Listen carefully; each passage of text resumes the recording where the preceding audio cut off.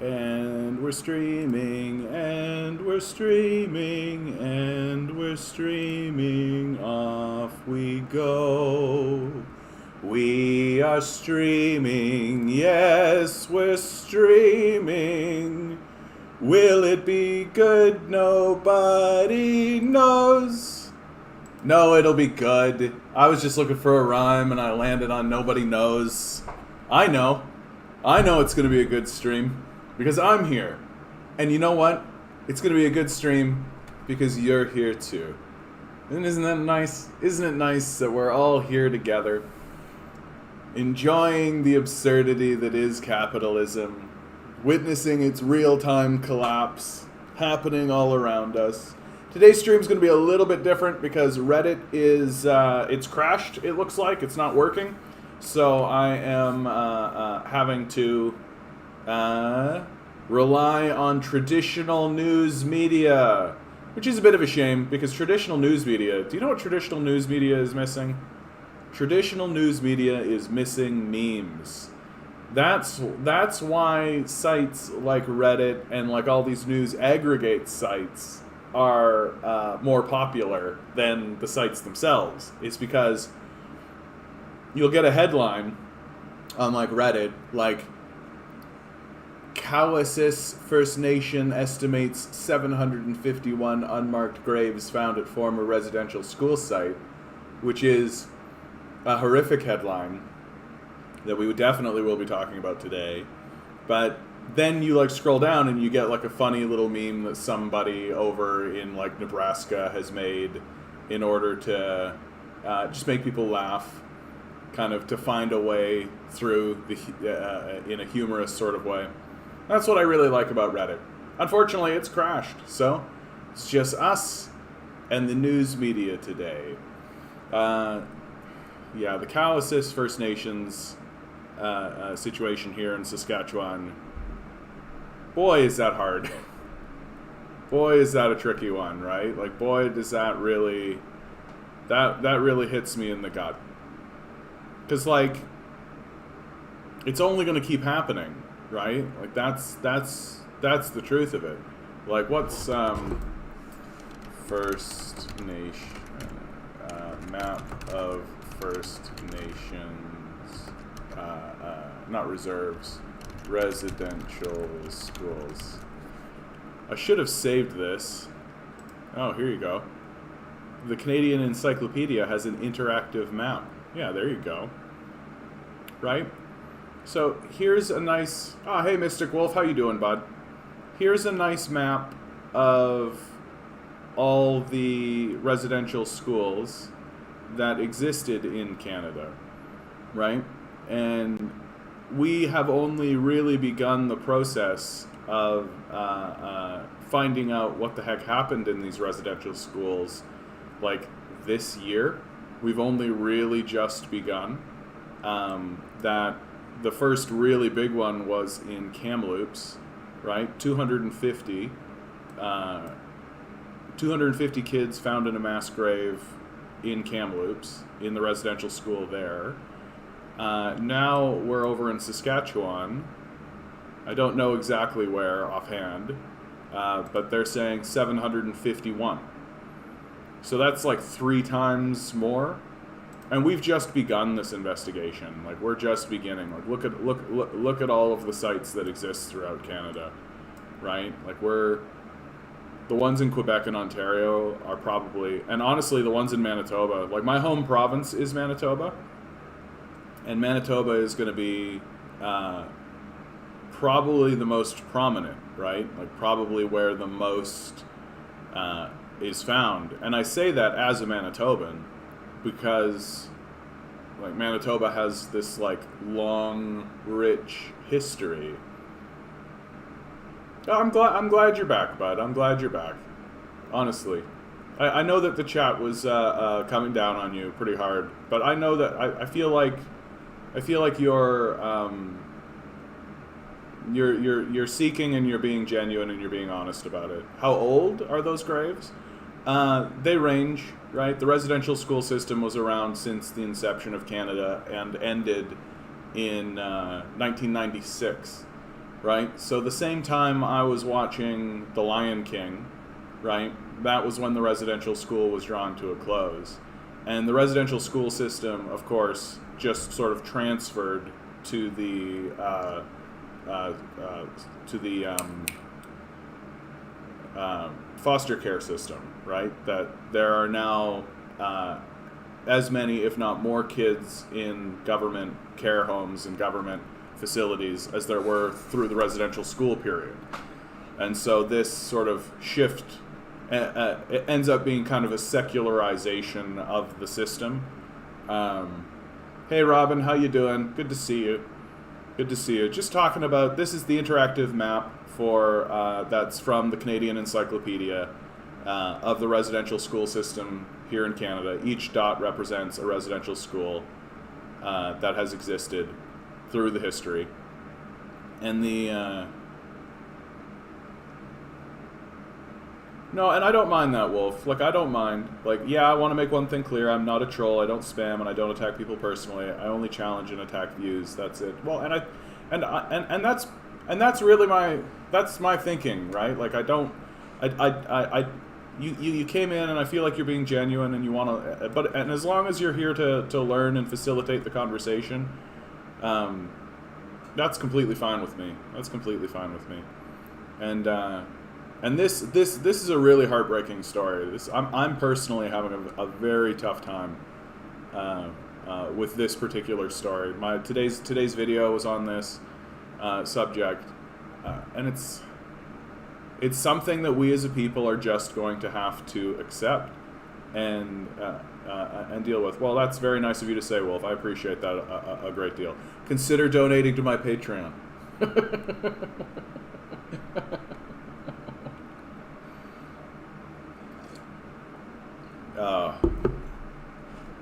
And the thing that's really driving me crazy surrounding this particular conversation is you still have people like Rex Murphy. Rex Murphy is the most prominent one these days, and he publishes in the National Post. And the National Post is a very odd institution, in my view, because they will publish facts. They publish fact-based articles on the same level as like the Globe and Mail, right? Like, there's no bullshit going on here.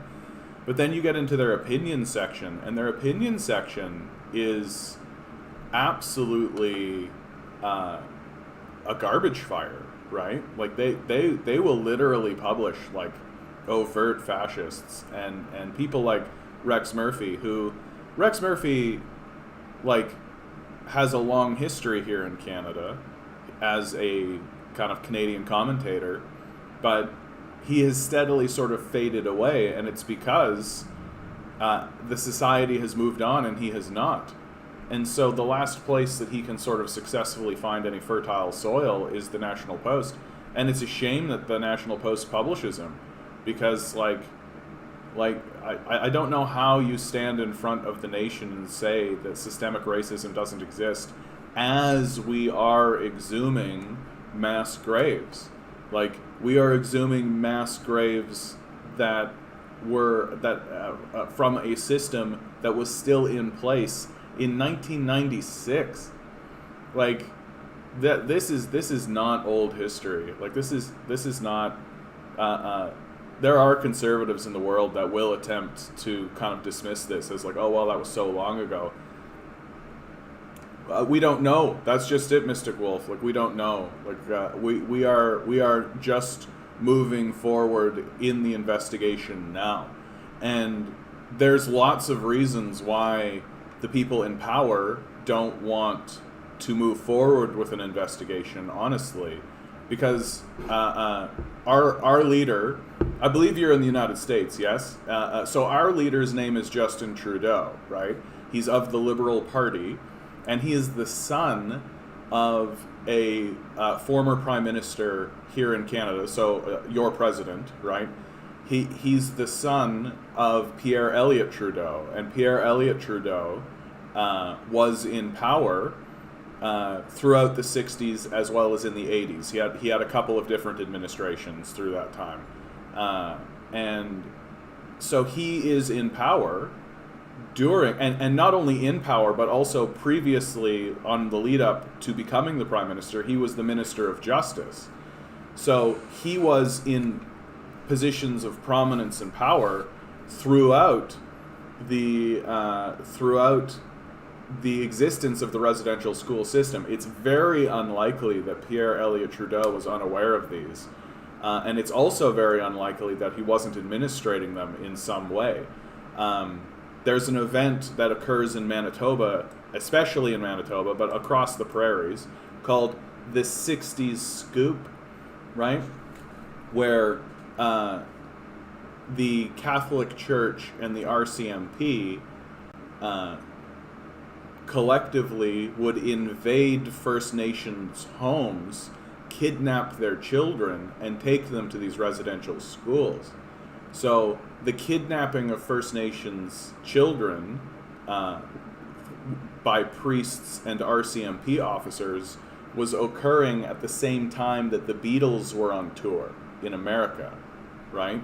Elvis was gaining prominence throughout the United States at the same time as the Canadian state was kicking in First Nations doors and kidnapping their children.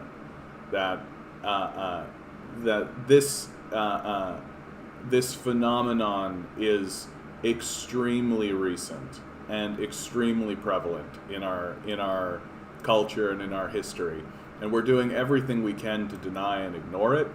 But now the skeletons are literally coming out of the closet in pretty major ways. So it's becoming very, very difficult. And because Justin Trudeau is the current prime minister, he is not going to launch a full-scale investigation that has the potential to indict his own father and to tarnish his own father's legacy. So he's simply not going to do that. Thanks, Robin. I always forget this. I always forget that. Thank you. And and that, in my view, that is reason enough to not elect Liberal, to get rid of Justin Trudeau, to get rid of these Liberals. Like, this requires a full-scale investigation. There's just no two ways about it. I mean, each one of these dots represents a full-scale mass atrocity and are a boil on the consciousness of Canadians that, if we continue to ignore it, will fester and will manifest into our society. Yeah, but you go ahead. You go ahead. But I'm not going to let you be delusional about it.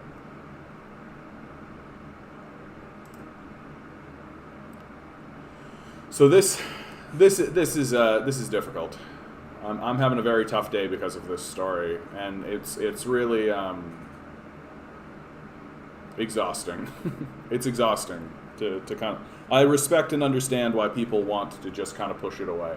They just want to push it away because it's like putting your hand onto a hot stove. It's quite difficult. How China is trying to limit births among Muslim populations in Xinjiang region, it's probably false. Like, this is just probably false information, honestly. I genuinely do not believe anything coming out of our media regarding this Uyghur situation. I don't see any reason to believe anything they have to say. Like, it's so... Child proclaimed a countrywide 3-child policy in May. But while officials are incentivizing births in part of Xinjiang, they are seeking to limit babies in areas with more prominent Muslim populations. I mean, it's total bullshit, I wager. I can't get into the article because it's a paywall.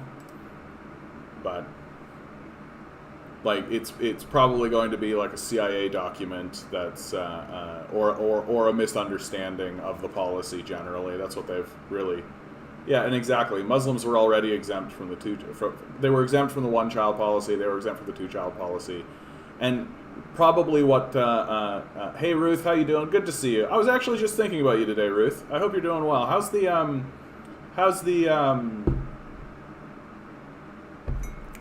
Come on. How's the vaccination thing going? Has it started to happen for you?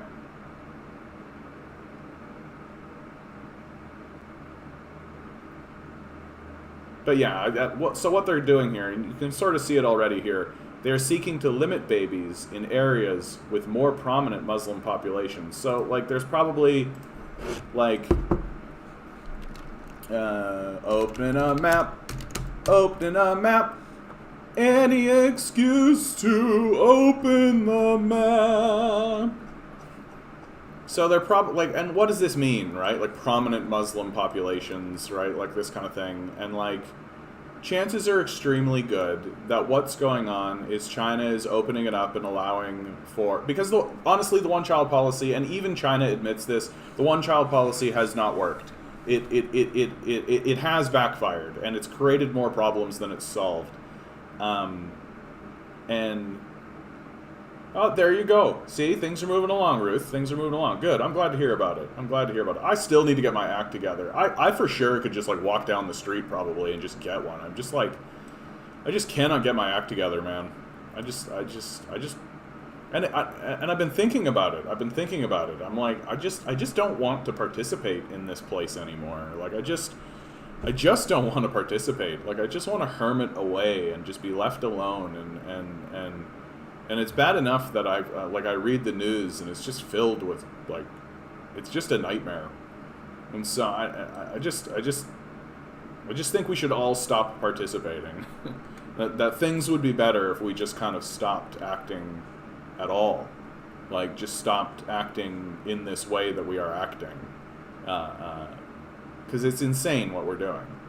And so chances are good that, like, China is still trying to do some kind of population control in, let's say, like, the Nanjing region, right, the Anhui region, let's say.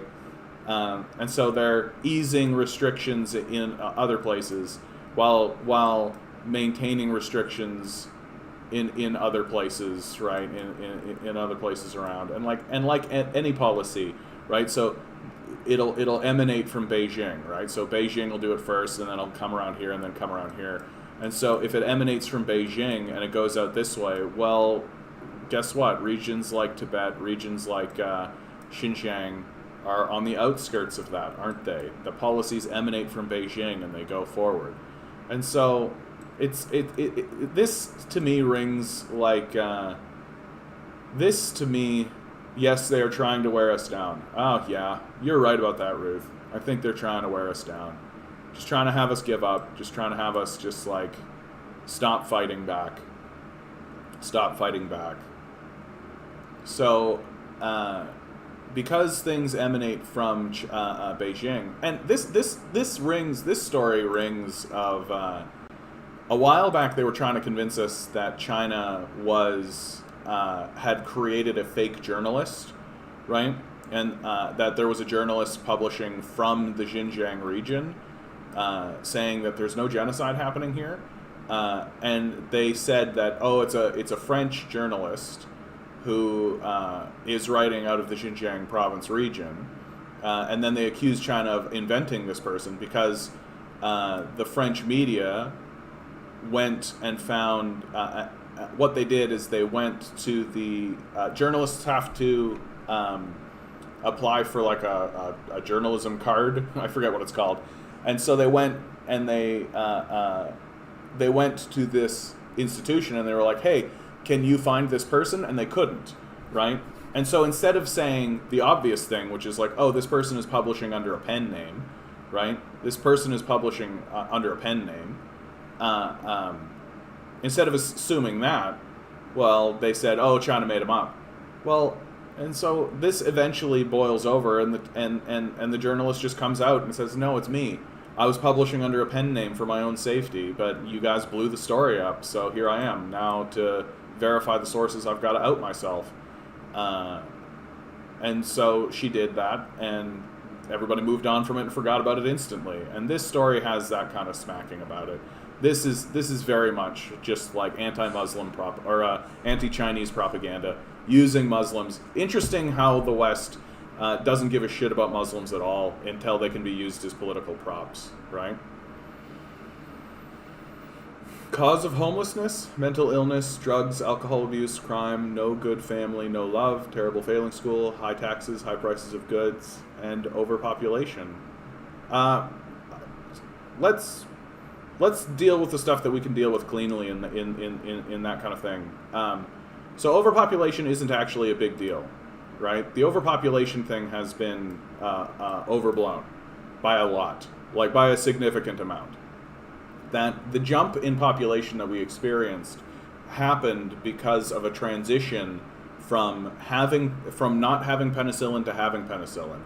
That having a whole bunch of kids was a survival strategy because you expected most of them to die young, right? And so if you're in a situation where most of the children that you're having die young, and young, I mean 20 is young, you need to have a lot of them, right? Because it's a replacement strategy. You need at least two, right? So you have two that come together, they have kids. Well, you need two to survive, to just at least maintain, right? So it's a survival strategy. But what happened is that we invented penicillin, right? And penicillin resolved a lot of the problems, like a lot of the problems that we had. But people were still having a whole bunch of kids as a survival strategy, right?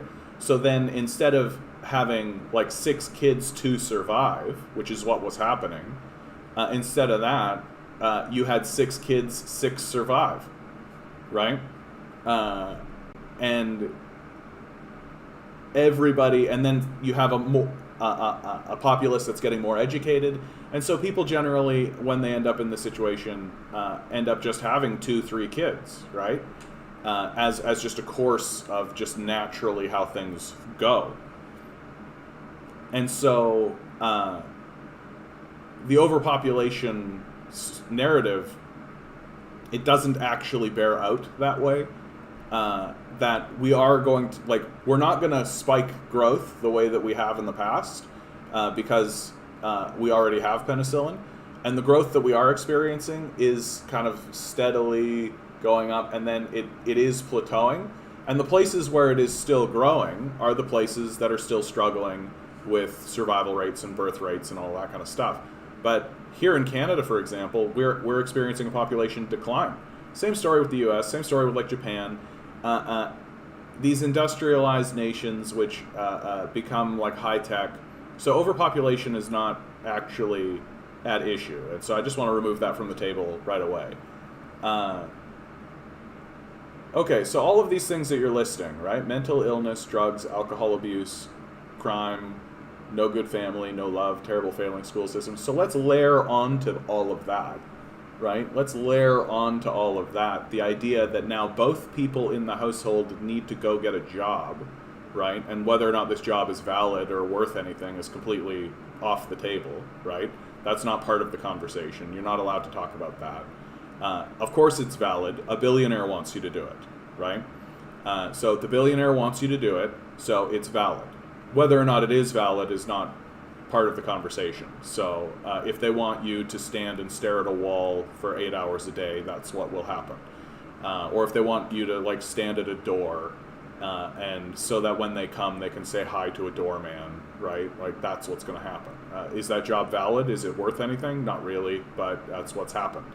So you're taking big issues like mental illness, drugs, alcohol abuse, crime, having a bad family, no love, terrible failing school system, high taxes, high price of goods, due to leftist policies. I mean, that's your perspective. I don't think... I'd be surprised if you kind of knew what those policies were. But high prices of goods, we can say sure to that. And then layer on top of that this aggressive, exhaustive capitalist system that it makes all of those issues that you're listing worse by a great deal. And capitalism isn't doing anything to deal with these issues, right? That should you fall prey to mental illness in this capitalist structure, well, then you're just thrown out onto the street and they replace you. Right? If you fall prey to drugs or alcohol, right? Well, then they just discard you and replace you. right? They're not actually going, and in fact, they'll criminalize your addictions. They'll make it a crime for you to be involved in drugs, so that they can get you into the prison system and then use your slave labor, right? So the capitalist system, not only does it encourage everything you've listed here, it actively benefits from it. It's found systems to benefit from the collapse of the society. Because if they can just get funnel people into the prison system, which is a slave system, then they can make more money doing it, right? Which is why they've like privatized the prison systems, why they actively bribe judges in order to continue funneling people into the prison system. That the capitalist system generates poverty, increases mental illness, increases drug and alcohol abuse, increases crime, for sure increases crime, and seeks to benefit from that. And I mean, terrible failing school system, yeah, because it doesn't get funded. And high taxes because, and your taxes are high because you're busy going overseas bombing the shit out of everybody, right? Where do you think that tax money is going? And the high price of goods has happened because the currency has been devalued, right? That two things have happened. The currency is being devalued at an increasingly rapid rate by the capitalists. And then also the capitalists exist as monopolists, that they monopolize commodities that you need, like housing and food. And once a capitalist has monopolized a commodity, they can set the price. Because you can't go anywhere else, right? Because you can't go anywhere else. And so all of those things that you've listed exist within the society, but they are maintained by a capitalist class who seek to benefit from the misery and suffering of the populace and do not seek to ameliorate these problems. The capitalist class is not seeking to resolve these issues. They're not seeking to cleanse the society or clear the society of any of the things that you're talking about. In fact, they do everything they can to make it worse and then profit from that misery, right? Don't you think if the population was low, there would be enough houses for everyone, enough jobs for everyone, enough food for everyone? I mean, from a practical standpoint, yes, but you need to be very careful with this, Mystic Wolf, because like this is the beginning point towards, and I'm not saying that you're guilty of this, I'm just saying that it is the beginning point of a form of fascism, right? That, oh, we need to go into a period of population decline, right? That would be the argument, that, oh, overpopulation is too much, so if we get rid of people in our society, or if there were less people in our society, then there would be more houses, and there would be more jobs, and there would be enough food and all of this. And so, well, if you live in a white supremacist society, as we do, obviously we do, well, who do you think will be the people who will be shown the door, right? Like, it'll be the minorities, it'll be the vulnerable, it'll be the homeless, it'll be the weak, right? So this augments and creates and leads you down to a path towards a form of fascism, eco-fascism, I believe, which Bolsonaro in Brazil outright calls himself an eco-fascist. So it's a very real, alive ideology that you've got to be careful with this. And then on top of this, under a capitalist system, a population decline would not improve things, because the problem is that the capitalist class has monopolized the resources, right? So it doesn't matter if the population declines if the capitalists continue buying houses, right? If they hoard the houses and they have the houses for themselves, then they can set the price because they've monopolized the commodity.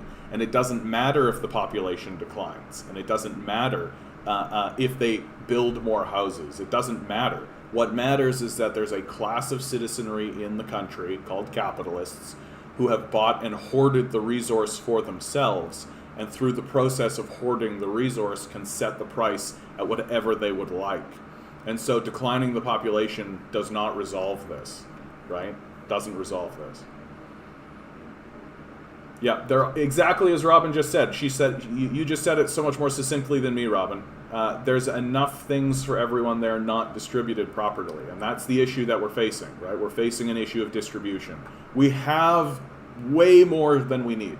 We have way more than we need. We've got so much in this country and in America and in the world generally, right? Like, we are throwing food away. We are sitting on empty houses. We are sitting on empty land. Like, we have everything we need is right in front of us. You can see it. It's there and it's visible. It's just been hoarded. It's been hoarded by a class of citizenry, of hereditary billionaires at this point, who are holding on to the commodities. And I mean, you can see this, like the Weston family has been found guilty of price fixing here throughout Canada. And if you don't know who the Weston family are, they're the family that owns a large section of the food distribution. So like No Frills, Loblaws, Shoppers Drug Mart. They own an enormous share of the food distribution network here in Canada. And they have been found guilty on many occasions of price fixing. And there are articles coming out as early as last week saying that the price fixing scandal is much deeper than we were aware of in the first place. So, and now that Galen Weston has died, a lot of new information is coming out because a lot of previously classified documents are now surfacing surrounding him. And so this is what capitalists do. They buy up all of the resources and they hoard them for themselves. And under those circumstances, they can set the price at whatever they would like. And this is like pretty, like this is exactly what happened in the diamond market, right? That the diamonds were expensive for a long time, but they were more prolific than cubic zirconias. There were more diamonds in the world than there were cubic zirconias. But cubic zirconias were considered the cheap option, right? That you could get a fake diamond instead of the real diamond. And it's 100% because the people who owned the diamonds, right? They hoarded the resource. They didn't flood the market with diamonds, right? They hoarded the resource, and that let them set the price at whatever they wanted. And the thing that collapsed that market eventually was the millennials, who are rightly blamed for destroying the diamond market, because the diamond market, because millennials stopped buying diamonds, because we realized where they came from, and also we realized that they were completely worthless, right? It's like a little bauble, like it's like a little stone, right? And to get it, you got to take an 8-year-old kid and throw them into a mine, right? And kill this little kid so that he can dig up a stone, so that you can put it on your wife's finger, so that she can go, look. And millennials kind of looked at that scenario and just went, nah, that's cool, bud. And so we just stopped buying diamonds and it collapsed the market. I'm not convinced, but go on, that's fine. This is going to be an ongoing process, Mystic Wolf. There's not going to be one moment where you're suddenly going to go, aha, right? Like, that's not going to happen. I mean, maybe there will be like an aha moment, but it's always an ongoing thing. A lot of systemic racism leads to high poverty in the BIPOC community. I know what BIPOC, people of color, I'm so bad with acronyms and stuff. BIPOC, the people of color community, and LGBTQ homelessness is mostly due to religious persecution. Yeah, there's lots of like cultural issues and things like this. You can be thrown out of your home because your family just stops supporting you. And because you live in a society that says, well, if you want to pay rent, if you want to have shelter or food, you have to sell yourself to a market that is dominated by billionaires, it can be very difficult. If capitalism was slavery, you wouldn't be talking against capitalism so freely online and in real life. You would be tortured and in prison if it was slavery. You would be silenced in a heartbeat. Well, I think you're conflagrating a lot of things. Like, there's a difference between like a high level of authoritarianism or fascism, right? we do live in a society that demands free and open speech. Usually that's put forward by the white supremacists themselves, right? And it's kind of a self-defeating argument that the white supremacists want permission to be racist, right? They want the permission to say what they would like in public and not seek and not have the government come after them, right? Like the CEO of Nestle wants to be able to say that water is not a human right. He wants to be able to say these things out loud and not have a government persecute him for saying it. And so because of that, because we live in this society that values above most everything else free speech, well, then we are allowed, and the populace understands that if someone like me was to be rounded up and was to be persecuted, that's a significant issue. Oh, and also Mystic Wolf, like, the McCarthy era had happened, right? The McCarthy era happened. Like, back in the 60s, a guy like me would be rounded up, right? Like, and I would be unemployed, and I would be blacklisted. Like, these things did happen in our society, right? And because of the McCarthy era that happened, and the communists and socialists were outright persecuted and silenced completely. Like, there were socialist newspapers where the CIA and the FBI raided and arrested them and destroyed all their property, right? That happened during the McCarthy era. And because of the McCarthy era, right, you go into the late 70s and 80s and then 90s with nobody talking the way that I'm talking, right? Why? Because they know that they'll get their doors kicked in. And then what has shifted in America is Bernie Sanders. That Bernie Sanders stood up and said that he's a socialist. And so now, but there's big threats of what you're saying actually still happening. Like, Joe Biden just released a document that outright says anti-capitalists can be classified as terrorists. The U.S. Navy released a training document leaked where they outright define socialists as political terrorists, right? So what you are describing here of people being arrested and tortured and imprisoned, not only did it happen already throughout the United States and Canada during the McCarthy period, the signs are looking like it's going to go that way again. And the only thing that's preventing it from happening at this point is a populace that is demanding free and open speech. Even the white supremacists want that, right? Because they want the freedom to be white supremacists.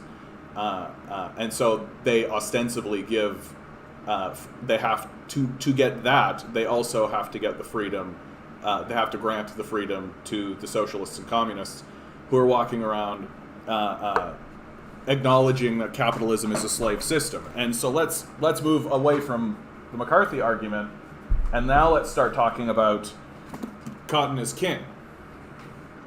Cotton is King. Very large, very important book, okay? This is a book that should be taught to children. Grade 9 reading, in my view, right? Forget about Hamlet. Forget about any of that bullshit that you were taught in high school, because high school is largely pointless. Cotton is King, that's your education right there, right?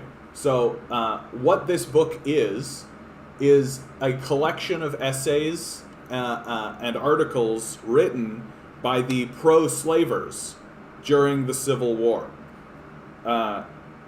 And they would say things like, "We understand the nature of the Negro race, and in the relation in which the providence of God has placed them to us, they are happy and useful members of society, and are fast rising in the scale of intelligence and civilization, and the time may come when they will be capable of enjoying the blessings of freedom and self-government.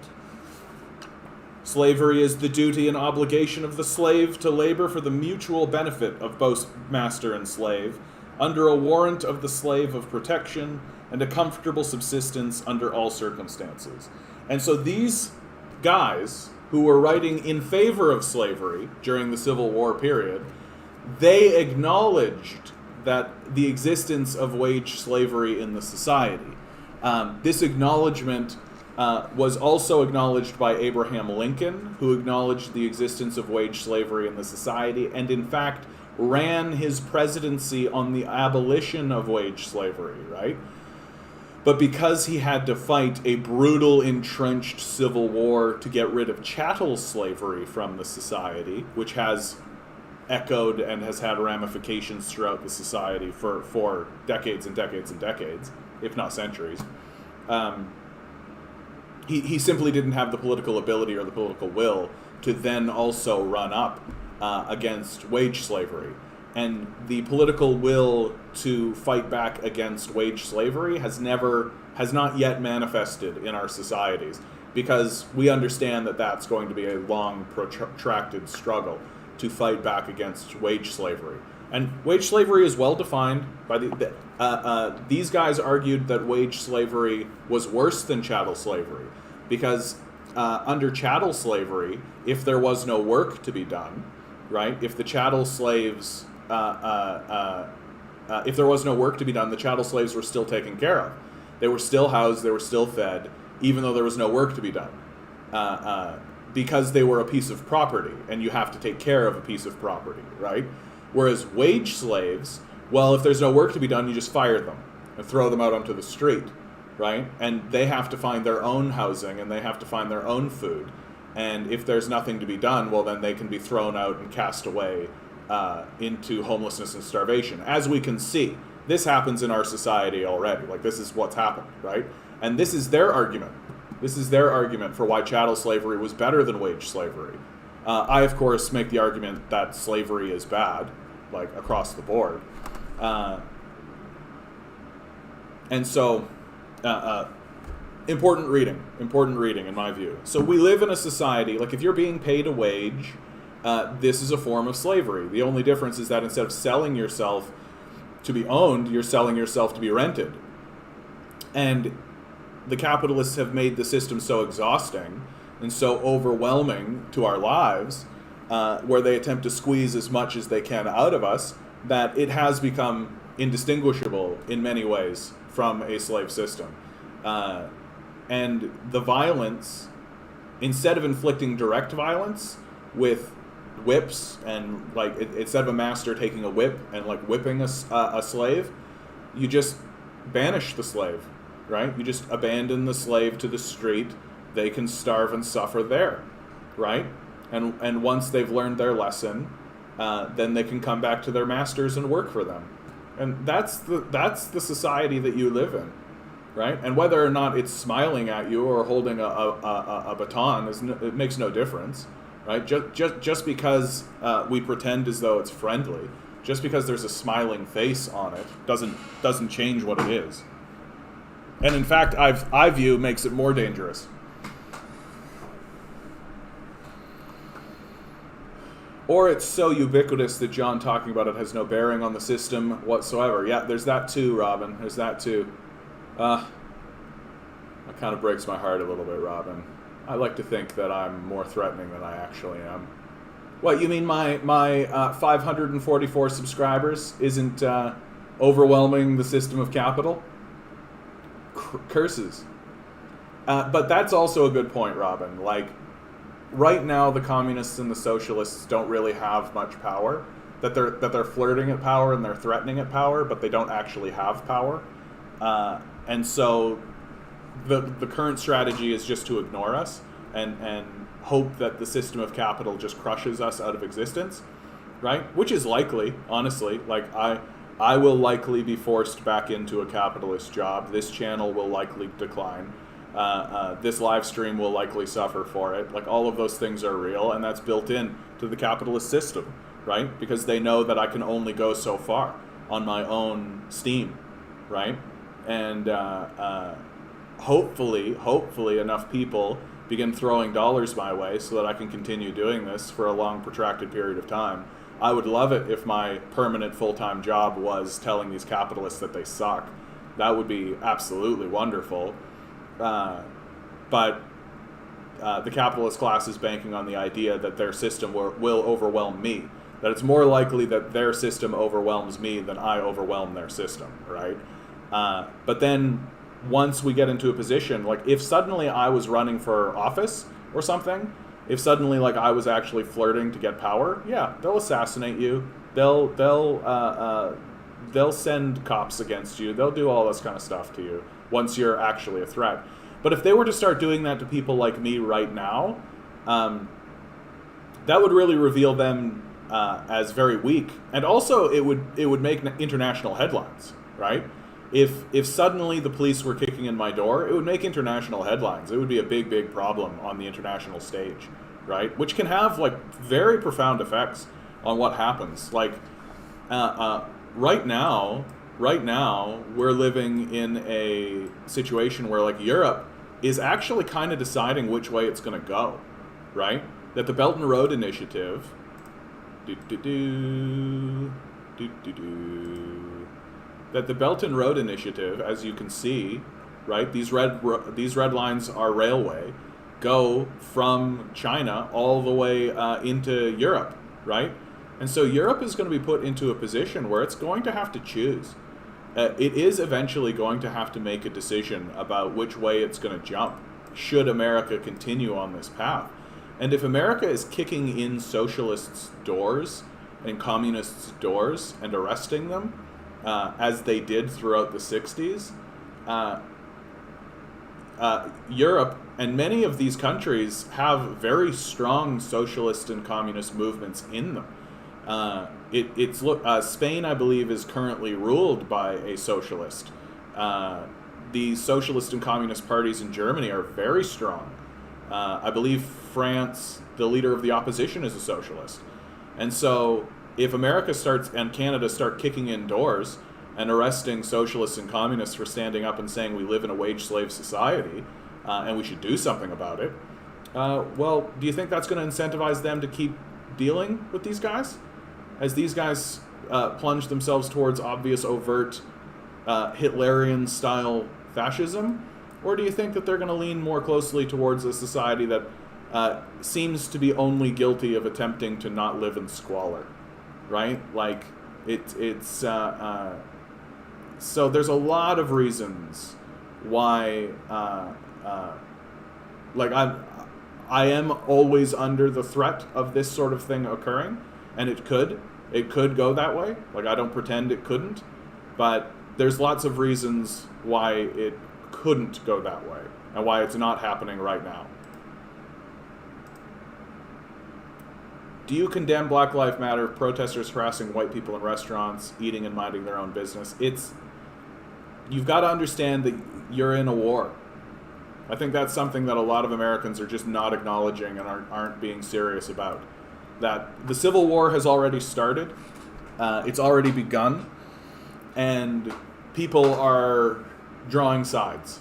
And the sides are very clear, right? Like, white supremacy or no white supremacy, right? And there is no neutral ground.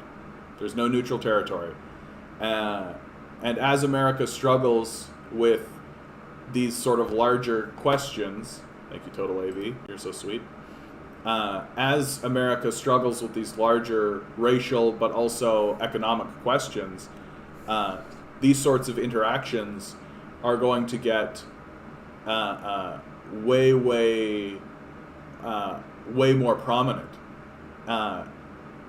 Do I like that it is happening? No, obviously not. I wish there wasn't a civil war happening in America. Do I understand why it's happening? Yeah, I understand why it's happening. And if the white people in restaurants eating and minding their own business wanted it to stop, they should confront Capitol along with the Black Lives Matter protesters. That is ultimately the most terrifying thing for Capitol. That if poor white people and poor black people joined forces and started to vote and operate along the same lines as one another, that would be the end of corporate capitalism in America.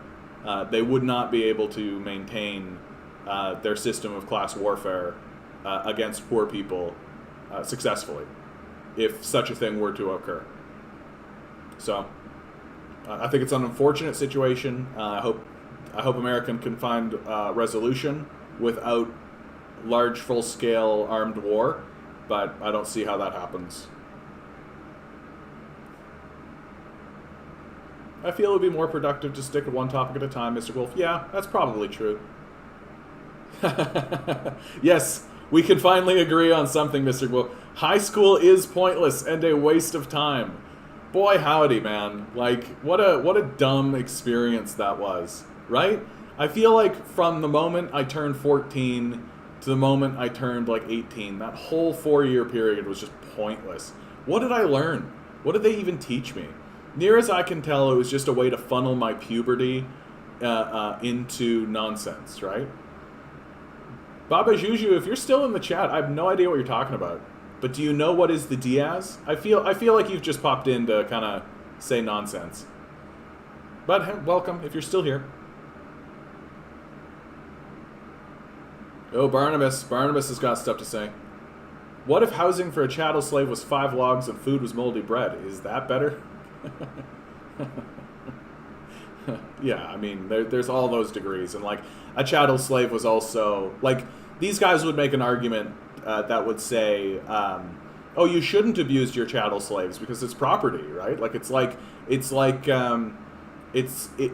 would be like taking an axe to your house. Like, why would you do that? Like, it's abuse of property. It's a foolish thing to do. That would be the argument that these guys would use. And of course, that doesn't stop. Like, if you exclude the fact that some of these guys were just outright sociopaths who got off on it, right? Like, then you can make whatever statement you like. And like, there were a lot of white slave owners who would buy black slaves explicitly to torture and kill them, like explicitly for that purpose.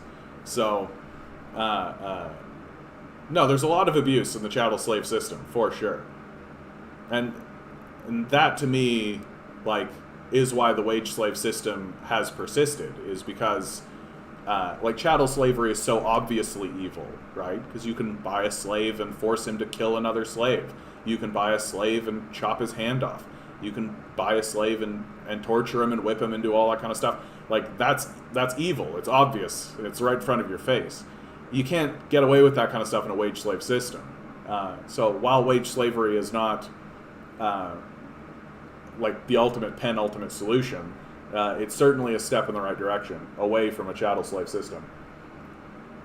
A French union got pissed off with management of a company. They kidnapped him into the office till their needs were met. It was badass. Oh, there you go. Capitalism has freedom and opportunity. It promotes and rewards hard work. There's a variety of choices of goods. There is innovation in capitalism. Capitalism is what built Canada and USA. USA. USA. Right, Wolf? Right? So that's all, like, very, like, solid propaganda, right? Like, all of that. And there's a lot there, dude. Like, it's just like this enormous unpacking. And I mean, the final statement is the easiest one to defeat, because capitalism is what built Canada and the USA. No, it isn't. Slaves built Canada and the USA, right?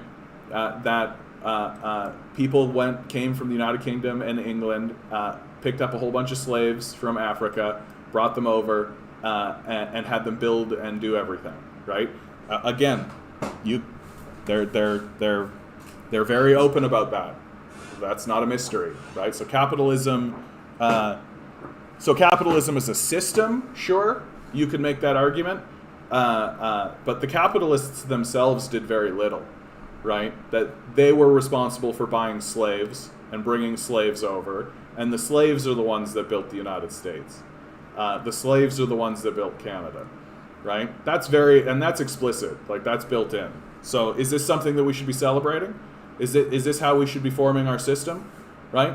You just said, like, capitalism is what built Canada and the USA, so should we go to Africa and start enslaving the black population and have them, build more stuff for us?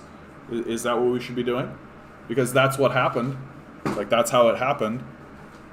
So no, of course. Even you are not going to agree with that, right? But let's do away with this idea that, like, capitalism is what built Canada and the USA, therefore it's good. Slavery built Canada and the USA, and we should be honest about that. So to the innovation point, there is innovation in capitalism. Not really, right? So the innovation that exists in capitalism is plundering publicly funded research in order to privatize it, and then pretend as though that it was the capitalists that came up with these ideas that you paid for with your taxes through research and development through the public sector, right? So this is the classic grift that capitalists do, is to privatize gains and socialize losses, right? So research and development is a loss, right? Because it's not a guarantee that you're going to get anything out of it. And so they allow the public sector to do that. You, with your taxes, you pay for this. And then right when it's going to become profitable, right when they create something that is useful, that the public might actually enjoy and might actually get something out of, well, then they privatize it and keep it for themselves, right? That's the grift. And this is called innovation, right? This is called capitalist innovation. And also, I mean, the proof is in the pudding, right? Like, let's take a look at the space race, right? The Soviet Russia was the first into space, right? They were the first to put a life form into space. They were the first to put a life form into space and then bring it back safely. They were the first to send a satellite around the orbit of the Earth. They were the first to travel to the moon and bring something back from the moon, right? And so the capitalists, understanding that they were being out-innovated by communist Russia, right, who by and large simply was doing this stuff because they wanted to, right? They looked up, they saw the stars, they thought, I bet we could do it, and they started to do it just because they chose to, they decided to. So the United States understood that they were being out-innovated by the communists, and they simply decided, oh, okay, so we're going to create a space race against Russia. We're going to steal all of their information, which they did, right? They took all of the... I shouldn't say steal as well. Like, Russia wasn't exactly secretive about this. Like, they were thrilled to be in space. Like, they were over the moon about it, right? Like, they were thrilled. What a brilliant time to be alive, right? To be the first people to penetrate the atmosphere and to go into the vast void of space is absolutely incredible. And so the United States took this information, created what's called the space race, but essentially they just duplicated what the Russians were doing, right? Like, the space race wasn't achieved by capitalists, right? Like, America didn't mobilize the capitalists. They didn't privatize it and create competition and create this innovation kind of thing. No, they created a state-funded, state-controlled institution called NASA, right? With the explicit aim of getting a man on the moon, right? And they did it. And if you actually read up on the Russians and their position on this kind of stuff, it really was just kind of like good for them, right? Like, they didn't buy into this whole space race thing. They didn't really understand it. It didn't make sense to the Russians. Like, space race? Like, what are they talking about? And really, the whole space race and the get the man to the moon kind of thing was done by the United States and so hyped up as propaganda by the United States because they knew they had fallen behind. Like, they understood they had fallen behind and they needed to do something to sort of reclaim and regalvanize the popular opinion. And so they did that by doing what they do, which is create a boogeyman, demonize the Russians. Oh, these Russians, they think they're better than us, they can get into space and all this kind of stuff. Well, we're going to put a man on the moon, and therefore that makes us the best. By plopping a man on the moon, planting a flag on the moon, we're the greatest, right? It's kind of a baby way of thinking, but that's the United States for you. And so innovation, like, I genuinely don't know what you're talking about when you say there is innovation in capitalism. Like, the innovation that exists in capitalism is largely through taking public funding or the successes of other nations and privatizing them for themselves and then using them, right? They don't innovate. Like, that's not innovative. Like, and the true innovators in capitalism are the people who are given the freedom to pursue what they desire. The inventors, the people who are actually, like, interested in exploring and creating in the world. And most of the time you'll see that the people who are doing that aren't doing it for money. They're not interested in money, right? Like the guys that made penicillin, they gave it away for free. They didn't withhold it and try to extract wealth out of people or all this kind of stuff, right? The people who created insulin, right? Like they didn't attempt to extract wealth from the populace or any of this kind of stuff. They wanted it to be free and open and existent in the world so that everybody could have it. It takes a capital to exploit. It takes a capitalist to take these things and then constrain them, monopolize them, and then exploit them for profit. That's what capitalists do. Capitalists aren't innovating anything. It promotes and rewards hard work. I mean, that's a laugh, bud. Like, that's just a laugh. I can just sort of laugh that one off. If it promoted and rewarded hard work, then janitors would be the wealthiest people, right? Like garbage men would be the wealthiest people. It doesn't promote and reward hard work. It certainly promotes hard work because the capitalists know that if you work harder, that makes them more money, right? Because that's how the system works. You get the same wage whether you work hard or not, right? And so if you work harder, like maybe you'll get like a 1% raise or something over time, but like the capitalists are just going to take the wealth that you generate for them, pat you on the head and say thanks. Maybe you'll get a plaque. Maybe you'll be employee of the month or something. Like if that's enough to convince you that this arrangement is justified, they'll do it. Yeah, good work, bud. Good work. You worked hard. Great. It has a variety of choices of goods. That's largely illusionary, though, right? Like, so they slap a different label on this on a bottle of ketchup, and the variety of choices of goods that exist within capitalist society also exist in communist societies. You can go into their supermarkets. There was actually this embarrassing moment where someone who's anti-communist rather went to Venezuela, I believe. It was either Venezuela or Cuba. Anyway. And their whole thing was like, these shelves are going to be empty and it's going to be a total disaster. And he walked in, the shelves were full and everything was fine. But his big complaint was like, oh, see the laundry detergent? There's only one type of laundry detergent. What a disaster. And like, it's so absurd because like that means that literally you care about there being two bottles that have different labels.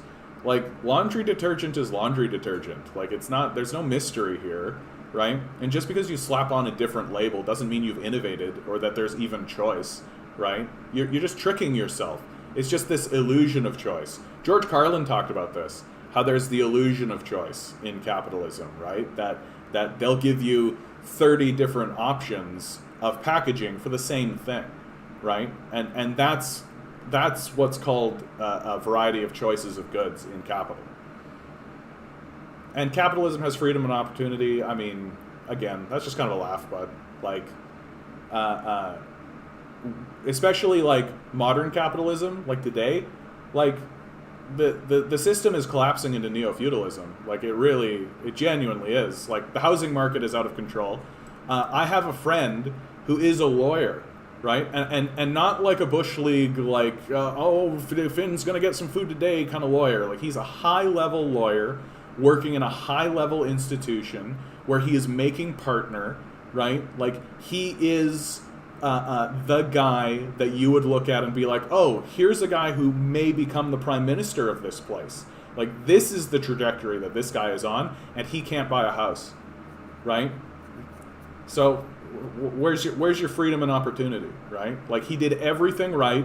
He followed all of the rules. He listened to everyone. He said yes, sir, every single time, right? And he can't get a fucking house. It's an embarrassment. It's an embarrassment. Yeah, exactly. Rewards for hard work. Where? Any more money? Yeah. Did you know in Vietnam the politician? No, and I think that's right, Mystic Wolf. Like I think you're being honest. Like that's what matters the most to me. That's why I don't want us to. I hope you feel like we're not insulting you or attacking you on a personal kind of a level, because I think you're being honest. I don't think you're trolling us. I hope to change your mind, and if you can change my mind, let's go. Like I don't want to believe in a system that doesn't that I don't want to be deluded either. right? I don't want to be delusional either. Like, I want to live in a space that I think is real, right? But the concern that I have, especially with pro-capitalist people, is a lot of times they can trick themselves and fall into this kind of delusional propaganda, because the truth is much harder. It's much more difficult to deal with the truth. Because if you have the truth and you know what the truth is, it means that you probably need to do something about it. No, that's hard work. Oh, is that ever hard? Do something about it? I'd much rather not.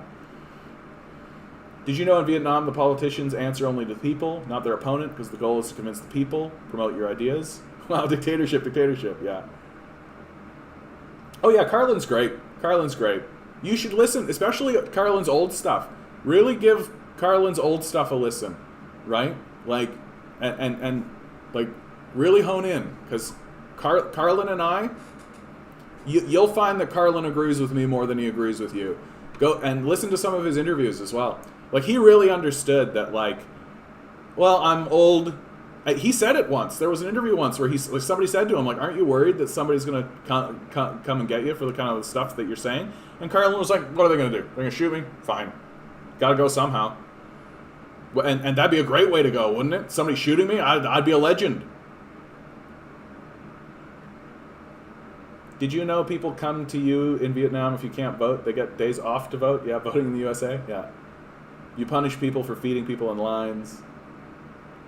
Enough people infuriated won't let it happen. I call it every false praise bring a cattle in. I don't give a fuck. I don't give a fuck.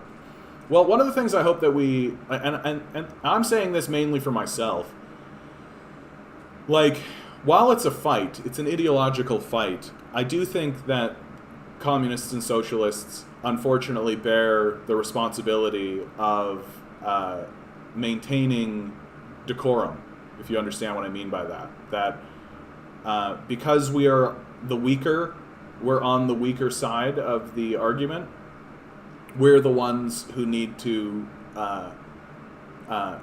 maintain decorum, right? That the capitalists are allowed to kind of call us lazy, stupid, degenerates, but we can't really turn around and do the same to them in civil conversation.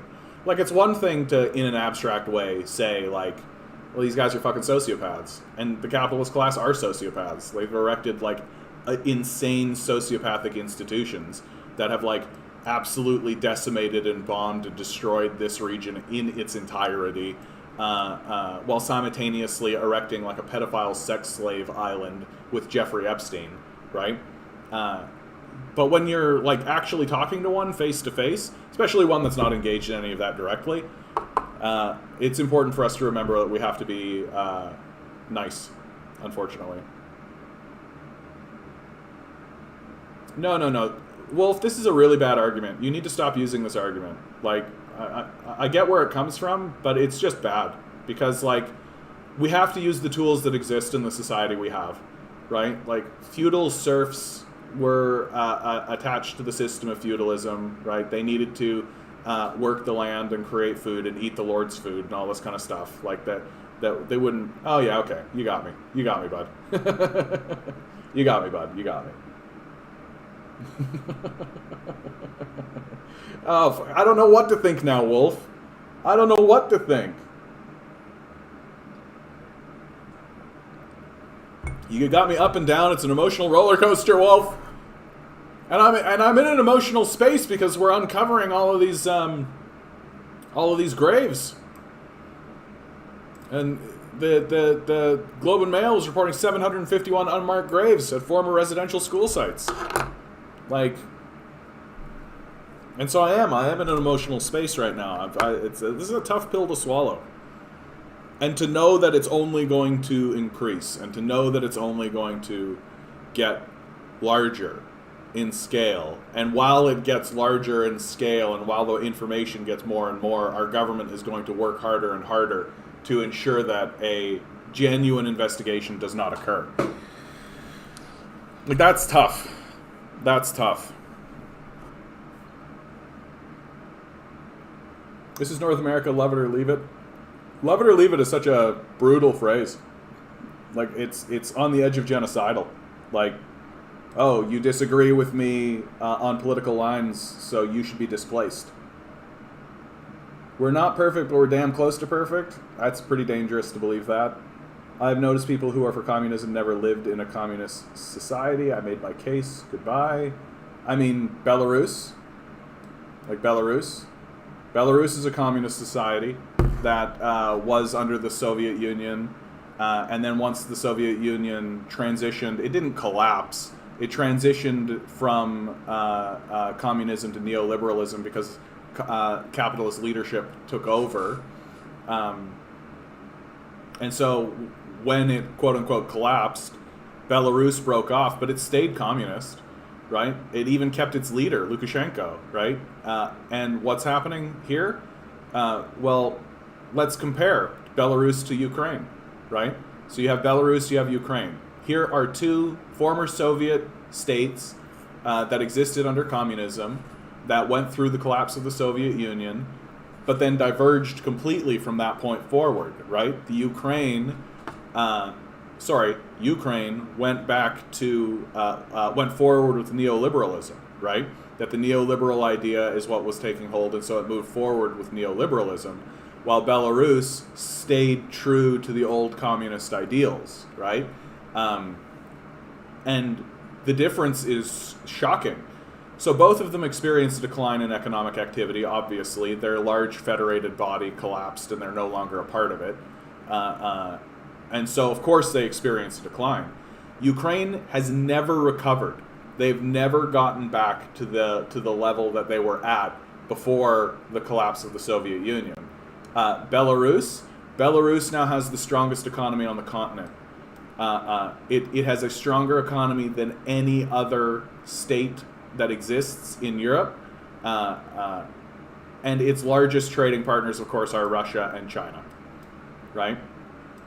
And that is because it maintained state ownership of most of the enterprises, it maintained its communist ideals, and then on top of it, so you have other countries that used to be communist and then became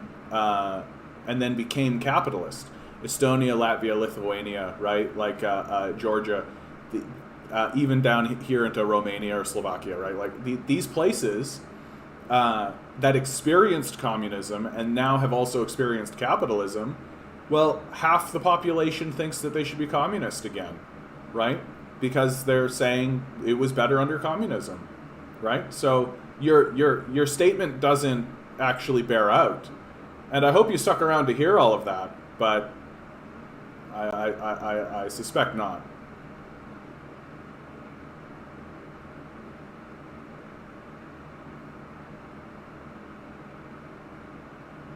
Well, I wish you the best, Mystic Wolf. Keep reading, keep researching. Luna Oi is a communist who promotes communism. Yeah, boom. Wolf like it when boss decides. Well, and you should look into a fellow named Richard Wolff. Richard Wolff is very convincing. Everyone a communist until they are rich. Honestly, huge respect for Kami for reading, I have to say. Huge respect. As for Corum...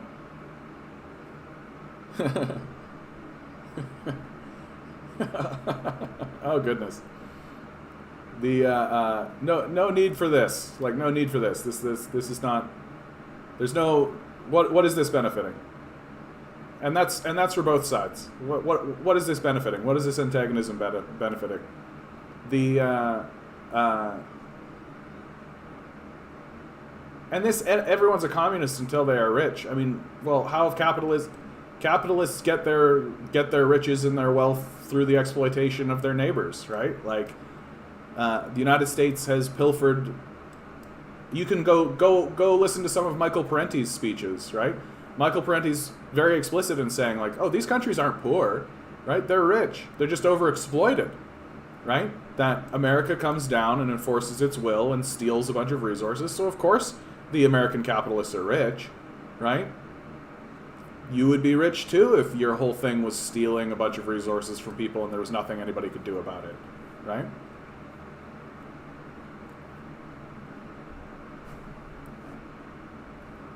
Community-minded people on the earth are surrounded by antisocial people. Yeah. Well, and because capitalism has done such a good job of isolating us, right? We are kind of rebuilding community again. Like our societies are, like our society, our modern day society is very anti-community. It's very difficult to live in today's society because there is no real true community. It doesn't really exist. That the churches have lost credibility. People don't really buy into them as major community centers or anything like this. And because there's this constant push and pull in our society between should we care about each other or not, right? Like that's what the whole individualism thing is about, right? It's asking the question, should we actually care about each other or not? And there are people who believe that we should not care about each other, right? That we should just focus on ourselves, and if that person gets fucked, well then so be it. And off we go, right? So it's very difficult to build a community when you spend a ton of time attempting to focus on building a community, and then somebody comes along like Doug Ford and just smashes all of those gains, right? And it's especially bad when you have like McGuinty and Wynne, who I don't think were genuine in attempting to build communities and attempting to build society up. I don't think that they were genuine about that. And so you had this sort of period of stagnation and even decline, it could be argued, followed by, you know, just a rapacious sociopath like Doug Ford, who does everything he can to smash the place up.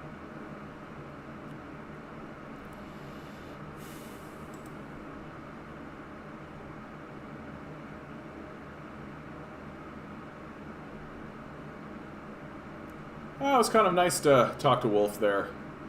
It's always nice to talk to somebody who is trying to get some stuff figured out and is on the other side of it. I didn't mind that at all. No. Pfizer COVID-19 vaccine highly effective against Delta variant, company says. Okay. I mean, if that's true, of course Pfizer is going to say that.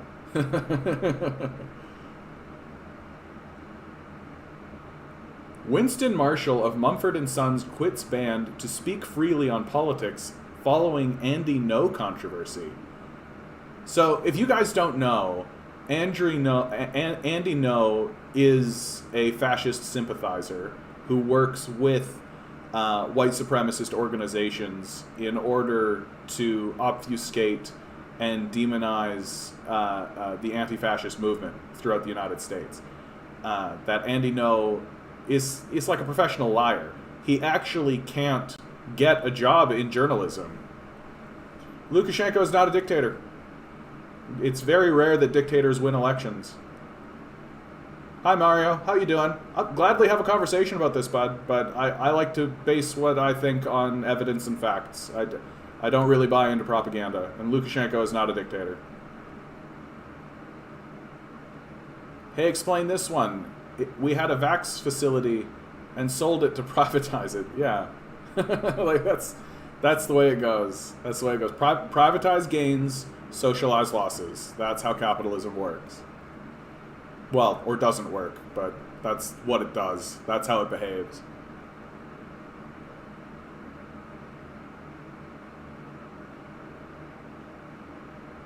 Yeah. We've had too many underqualified presidents and prime ministers. Yeah, Lawrence, I think I could agree with you on that. Like, but this is the thing that's so difficult about politics, right? What defines what are the qualifications, right? Like, the only qualification you need to become the president or the prime minister of our countries is to have everybody vote for you. That's it. That's the only thing you need, right? And Mario, because you're the final comment, I am thinking about it. If you'd like to have me search anything or look at anything on Lukashenko, I gladly will. Like, I gladly will. I've done a few videos on Lukashenko recently, so it's fresh in my mind. And like, Lukashenko wins elections, and the UN is like, yeah, these elections are fair and free and open. Like, I don't know what to tell you. Like, why would you call a guy that wins elections a dictator? It just seems odd.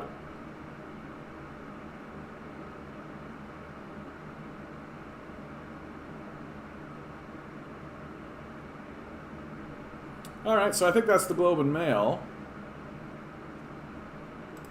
The reason why I'm doing it this way, guys, is because Reddit has crashed. I'm not able to get into Reddit right now, so I can't get into my feed, which is unfortunate because I do love the Gen Z stuff. You Gen Z kids, I love you. You're nuts, and I love it. I don't understand maybe 50 to 60% of the stuff that you do, but I don't think that matters. I love it anyway. Oh, Jody Wilson-Raybould slapdown shows Trudeau liberals nothing but mean girls click. If you don't know what's happened here, so Jody Wilson-Raybould, the Minister of Indigenous Affairs, released a statement putting pressure on Trudeau to investigate the residential school system, right, throughout North America here. As you can see, lots to investigate. Each one of these dots represents a residential school in Canada. And so the Indigenous Affairs Minister puts pressure on the United... Or is it the minister? Or... This just happened, so it's not exactly fresh. And... Right. Yes, so the Indigenous Affairs...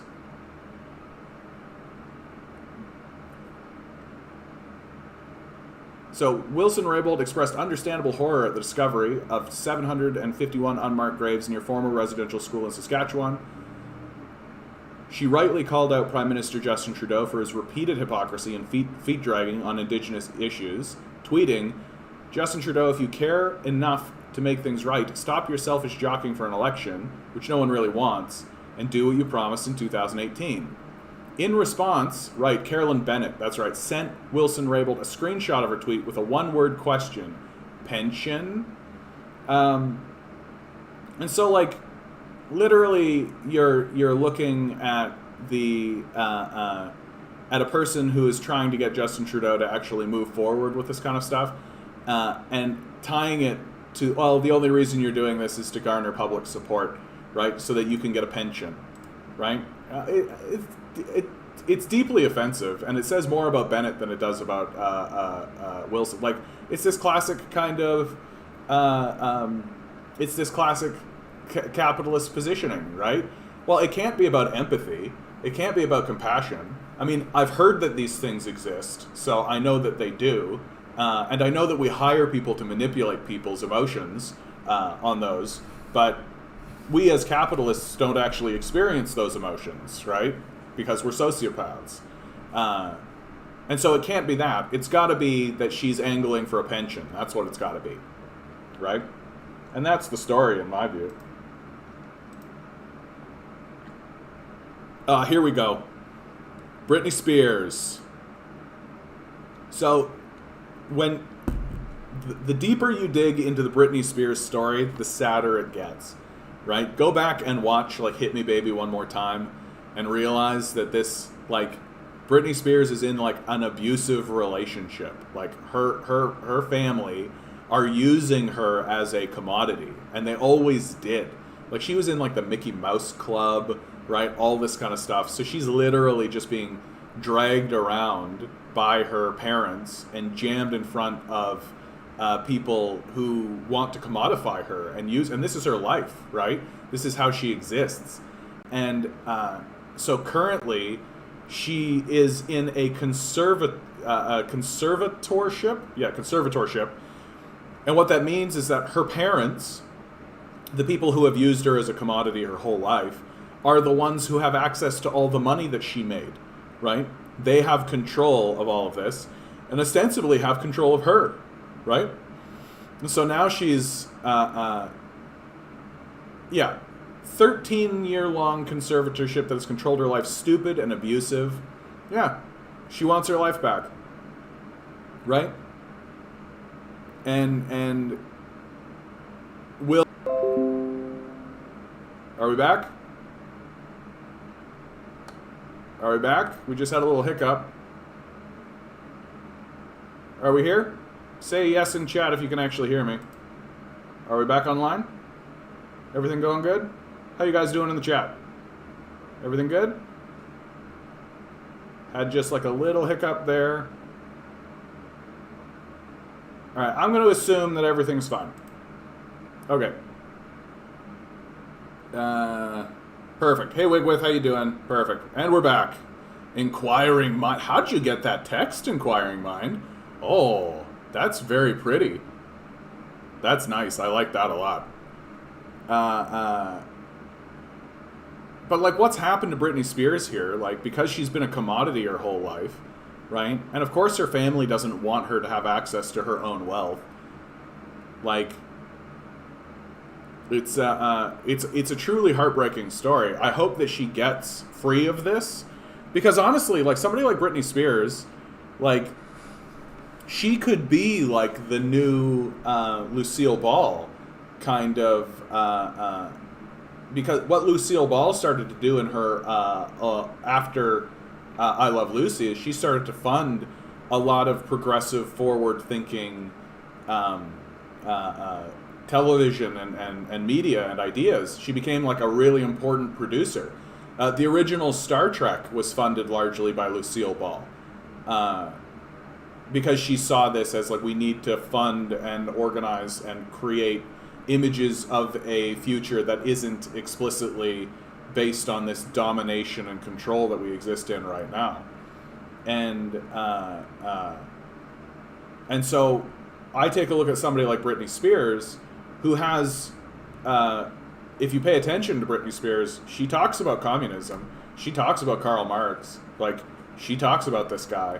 So she knows, like, she's been spending her time reading up.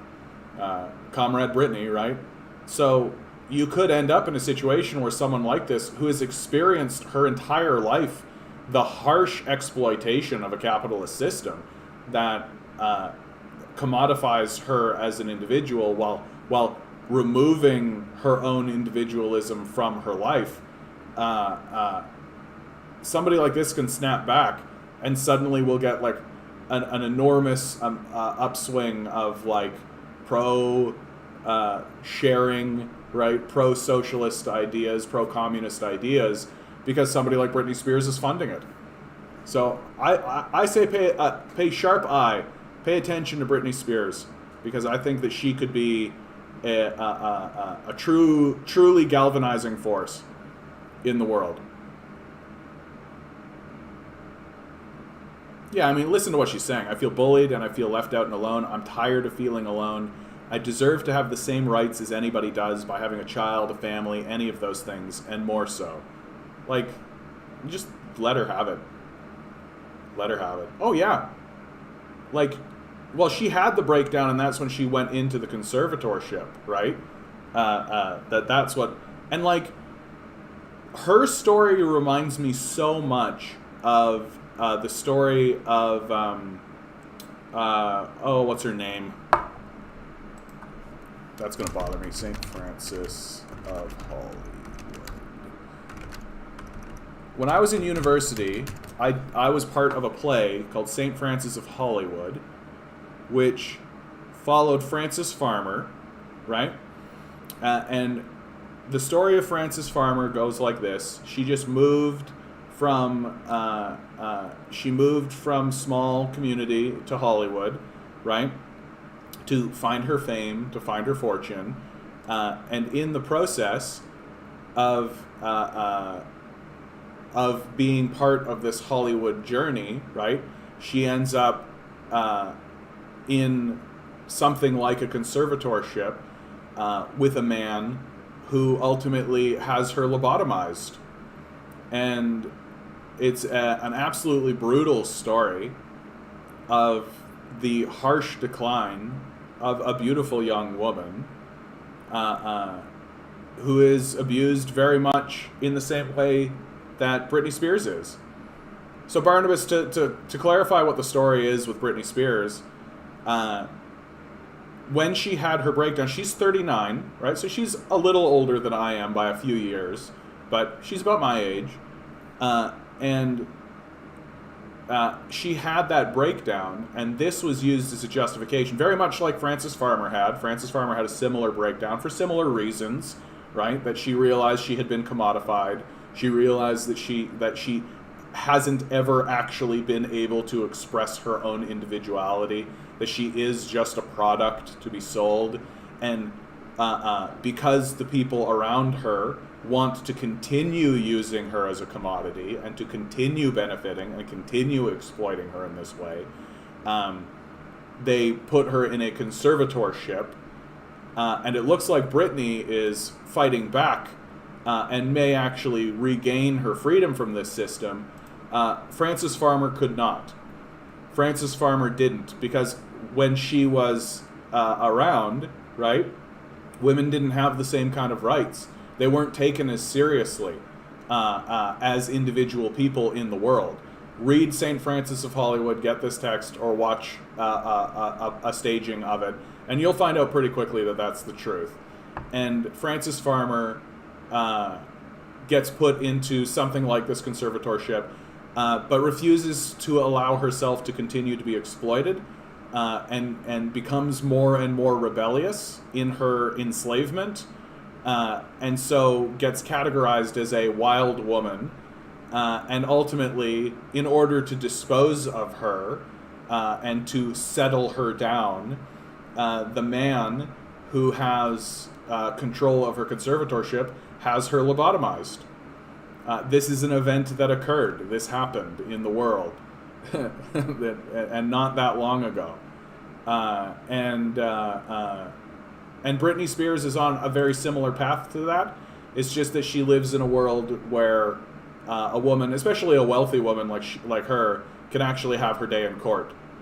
And so I hope that she's able to get free of this and move on, and then perhaps become an interesting cultural force. We'll see about that last point. But I feel like somebody who goes through something like this, who has lived as a creative entity in the world, and who is part of the creative force. Like, if Britney Spears released something today, everyone would watch it, right? Like, if she just released like a bread tube video, everyone would watch it, right? Because Britney Spears, she's like a force. And so what is Britney Spears going to do once she is released? Once it's just Britney, right? Which, by the way, Britney Spears, Just Britney should be the name of your next album. I'm just saying. You should just make a whole bunch of songs, record them in your own house, right? Do something a la Bo Burnham's Inside, right? If you guys haven't seen Bo Burnham's Inside, you should go do. You should go watch Bo Burnham's Inside. Britney Spears should just do that. Just like be in your house, do a bunch of videos in your house, right? We'd love it. I'd watch it. Comrade Britney. That's right. It's really eyes into handlers in Hollywood and how the controllers keep even their entertainers in line. Yeah, for sure. And Cat Stevens has actually been very explicit about that. Cat Stevens done a lot of interviews about this phenomenon and who the handlers are and how they operate and how that system works. So it exists for sure. I just hope that Britney can get clear of it, because I'm rooting for you, Britney. I'm rooting for you.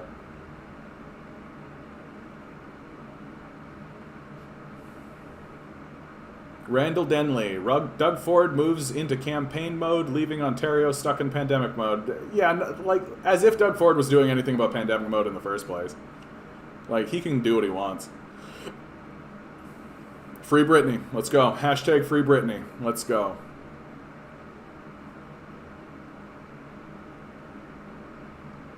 Yeah, again, sorry about... Liberals polled Canadians before choosing COVID-19 economic recovery slogan. Yeah. Like, I mean, how's that even a headline? Like, of course they did. Like, oh, the leaders of our country asked us what they think would be the most effective slogan? Yeah, of course. Build back better. Yeah, build back better. But, like, build back better, right? Like, how's that going to look? What's that going to look like? Build back better.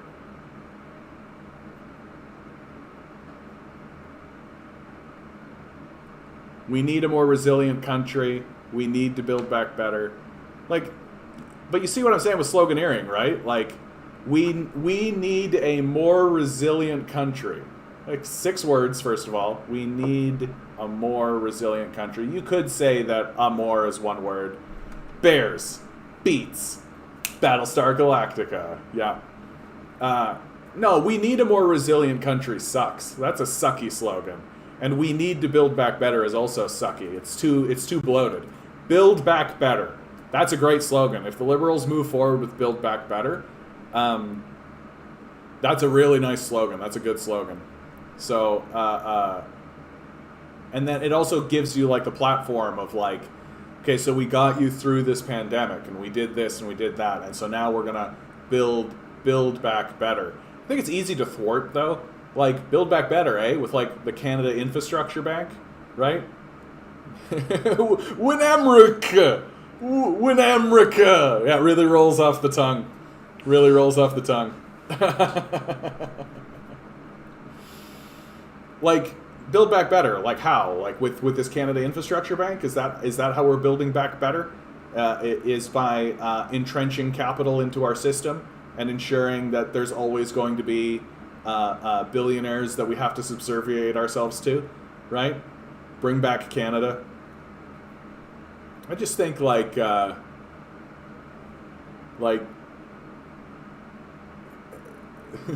what? Why aren't we saying things like, "Hey, homelessness sucks"? Yeah, like, oh, what's with all the homeless? Yeah, build back better, aka get back to work. That's exactly right, Robin. You've nailed it. You've nailed it. You're on fire today, Robin. Look at you. I'm stealing that. That's absolutely correct. Build back better, aka get back to work. Yeah. For real, like every single time I see a liberal poster with the slogan "Build back better," I'm gonna read that as "Get back to work," because that's fundamentally what they care about, right? That they're not interested in building a country where everybody is like having a good time and things are relaxed. And make homelessness great again. They're not interested in building like any of that, right? They want us to go back to work, and they want the capitalists, their owners, to continue exploiting and profiting from our labor, right? That's what they want. They're not interested in having us like pursuing our own interests. They're not interested in having us actually exist in the universe and deal with the larger sort of universal struggles of what it is to be alive. They're not interested in that.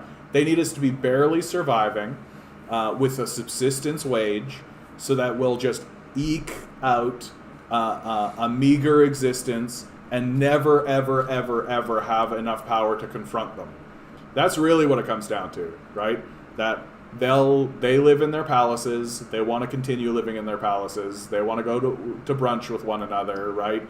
They want to have meetings with one another and giggle and titter amongst one another and pretend like that's hard work, while the rest of us actually do everything for them. Like that's what they want. They're not interested in building a society where people are relaxed and can spend time with their family and can actually live a reasonable life. Like they're not interested in that. They just want to put us all back to work. And a good section of the populace is going to vote for that, right? Because the delusion is high. The delusion is high. Well, and also, like, this actually does touch on, like, a really interesting, larger meta point, which is dealing with the existential nature of your life is actually the hardest thing to do. It's actually quite difficult to do. Like, what's the phrase that I've been saying?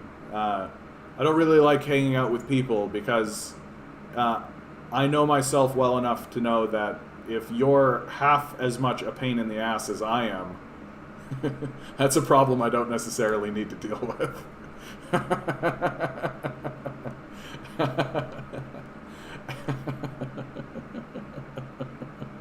And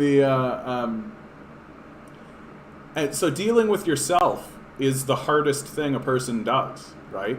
That dealing with your own existential existence and dealing with what it is to be alive in this world is actually the most difficult thing for a person to do. And so there are a lot of people in the world who I think would like to cede any time that is given to dealing with your existential self. They would prefer to funnel that energy into any system, right? Any system at all. So this capitalist system of domination, they'll absolutely funnel energy into that because it means that they don't need to pay attention to themselves. And it's easier for them to actually, like in a way, it's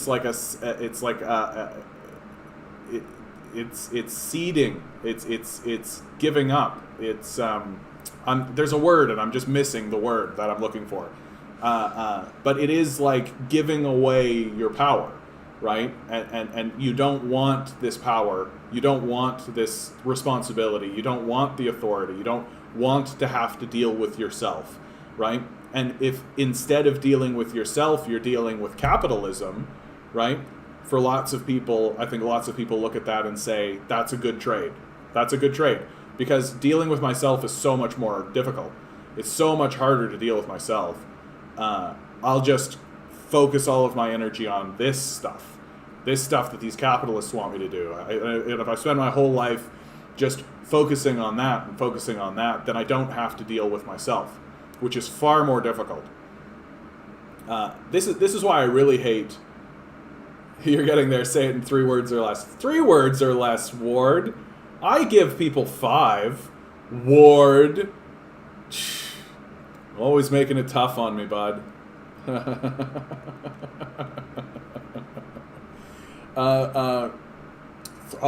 I make this idea that I'm having a slogan? How would I do that?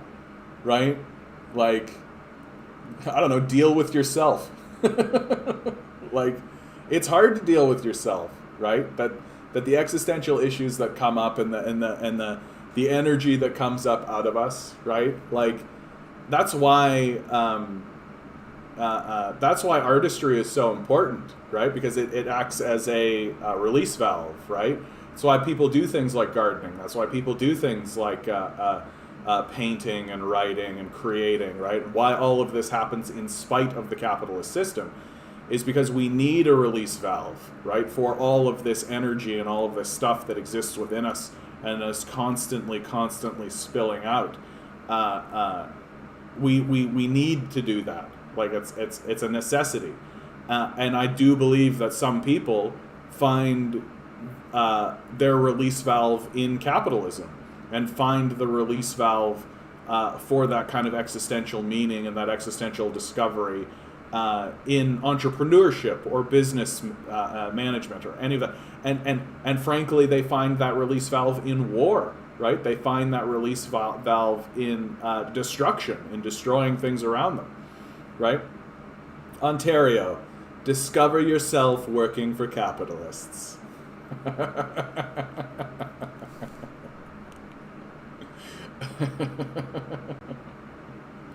And because like all of these forces are so tied into one another, right? Like that the system that we have is responsible for our food distribution, right?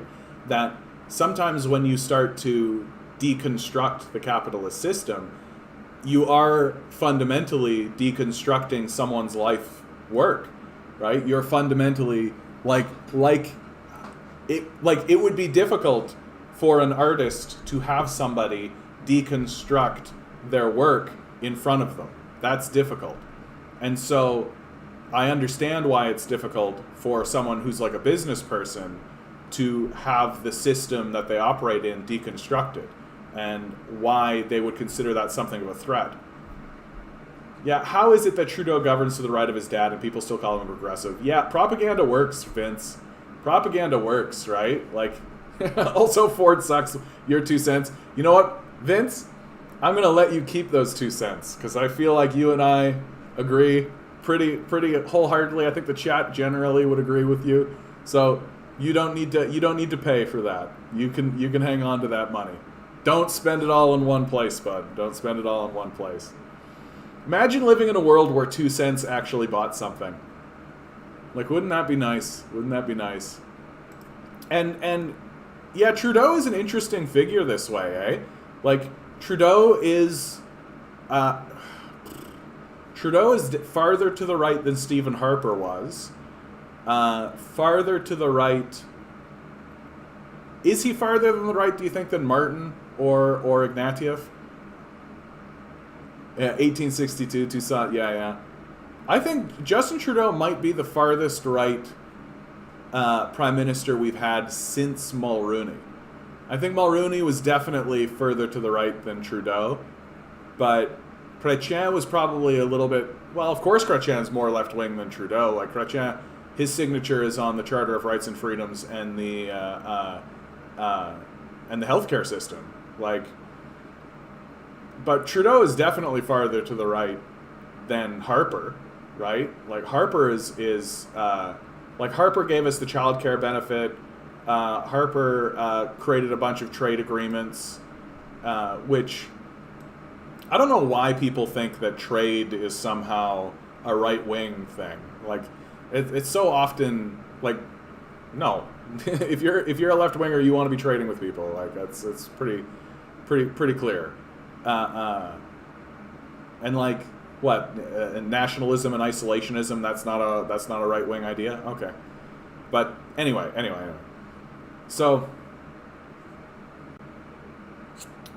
and that, Ward, you're onto something there, right? Like, Justin Trudeau's connection to his father can't be overstated, right? That, like, Justin Trudeau is the son of a former prime minister, and it seems like it's not part of the discourse, that we're just supposed to completely ignore the fact that one of the most prominent prime ministers in the history of Canada, like the guy that the guy that like was responsible for pushing forward the Charter of Rights and Freedoms, Pierre Elliott Trudeau, the guy whose party's signatures are all over our national healthcare system, Pierre Elliott Trudeau, right? Like, a very important and prominent prime minister, and Justin Trudeau is his son. And it's like we're just not supposed to talk about that, and how we're just like not supposed to talk about the realities of what it is to be the son of a former prime minister, and how it is in many ways holding Canada back on many issues, such as the residential school system, right? You think Justin Trudeau is going to launch an investigation on the residential school system when his father was the Minister of Justice and then the Prime Minister while those schools were still active? That's never going to happen. As long as Justin Trudeau is the Prime Minister of Canada, we will never have an investigation on these residential schools. It's never going to happen. And in my view is like a big reason why we should not vote for Justin Trudeau. Like, and I'm not saying that in a way to demonize him. I actually think that there's an honor to this. Like, I wouldn't want to tarnish my father. Like, I wouldn't want to launch an investigation that would denigrate my father's name. Like, I think that he's doing something honorable in a way that supersedes national politics. Familial politics always supersede national politics. That's always the case. And so, as long as Justin Trudeau is in power, we can say, like, okay, we understand why you don't want to do this investigation, but that doesn't necessarily mean we need to support you. And so I would really love if Canadians recognized this, that Justin Trudeau is never going to investigate his own father's legacy. He's just never going to do that.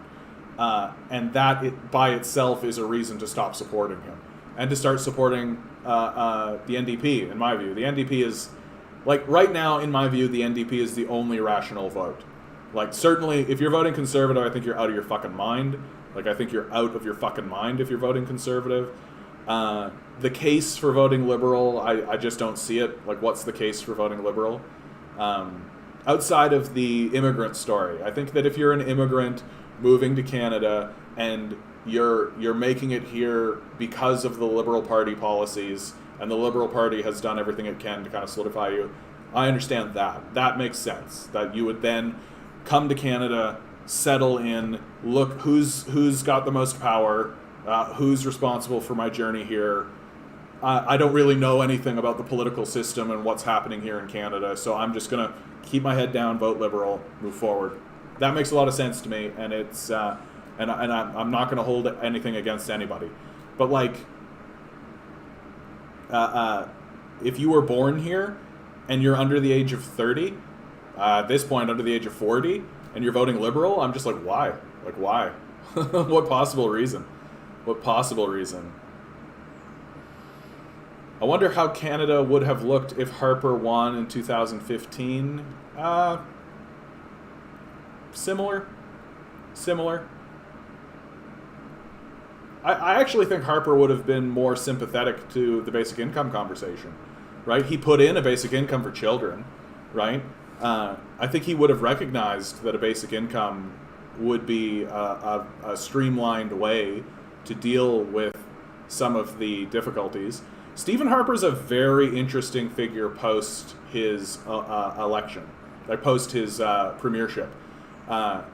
Every single time he does an interview, every single time he has a speech, every single time he writes something, it's very prescient.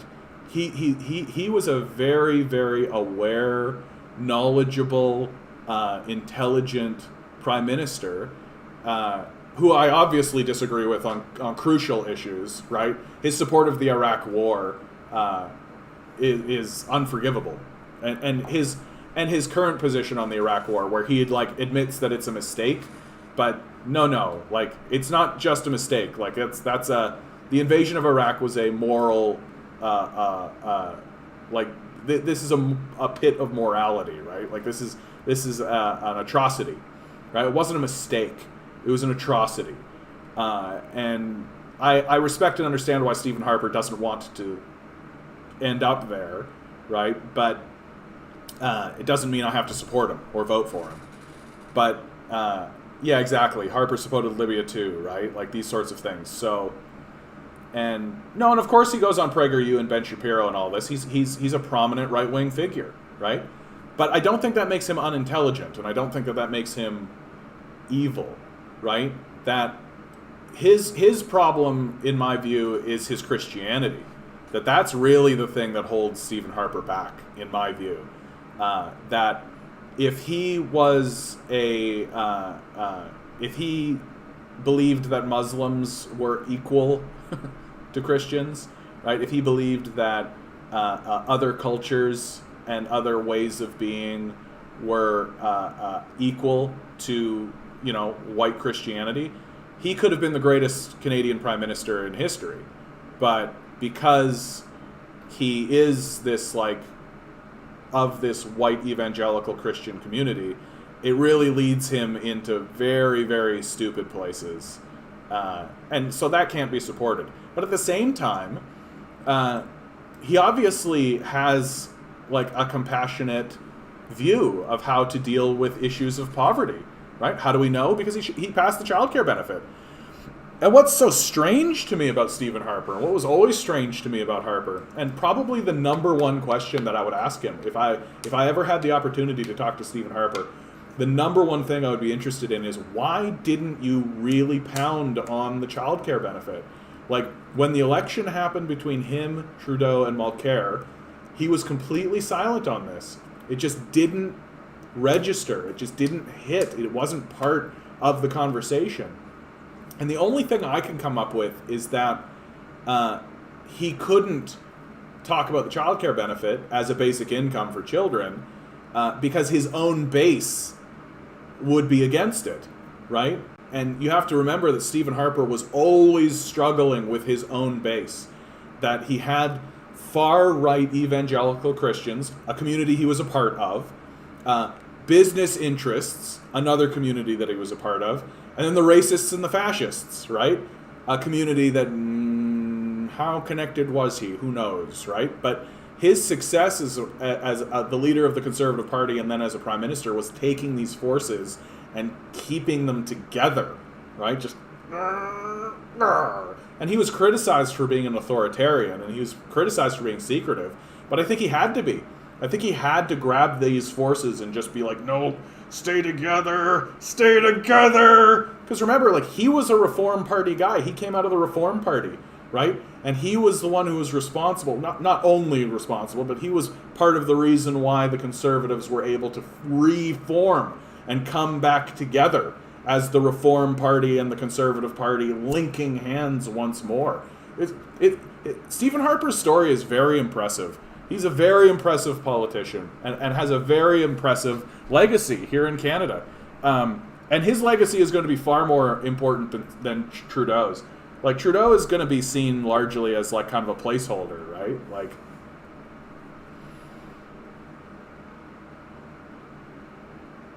yeah.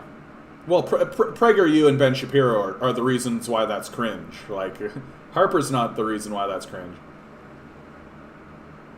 Americans like to take their Viagra and then go to war and feel manly. I agree with you too, Ruth. I think he was ready to retire. I think he achieved what he wanted to achieve, right? Like, I think Harper's administration and Harper's desire to be the Prime Minister of Canada ended the moment he passed his omnibus bill.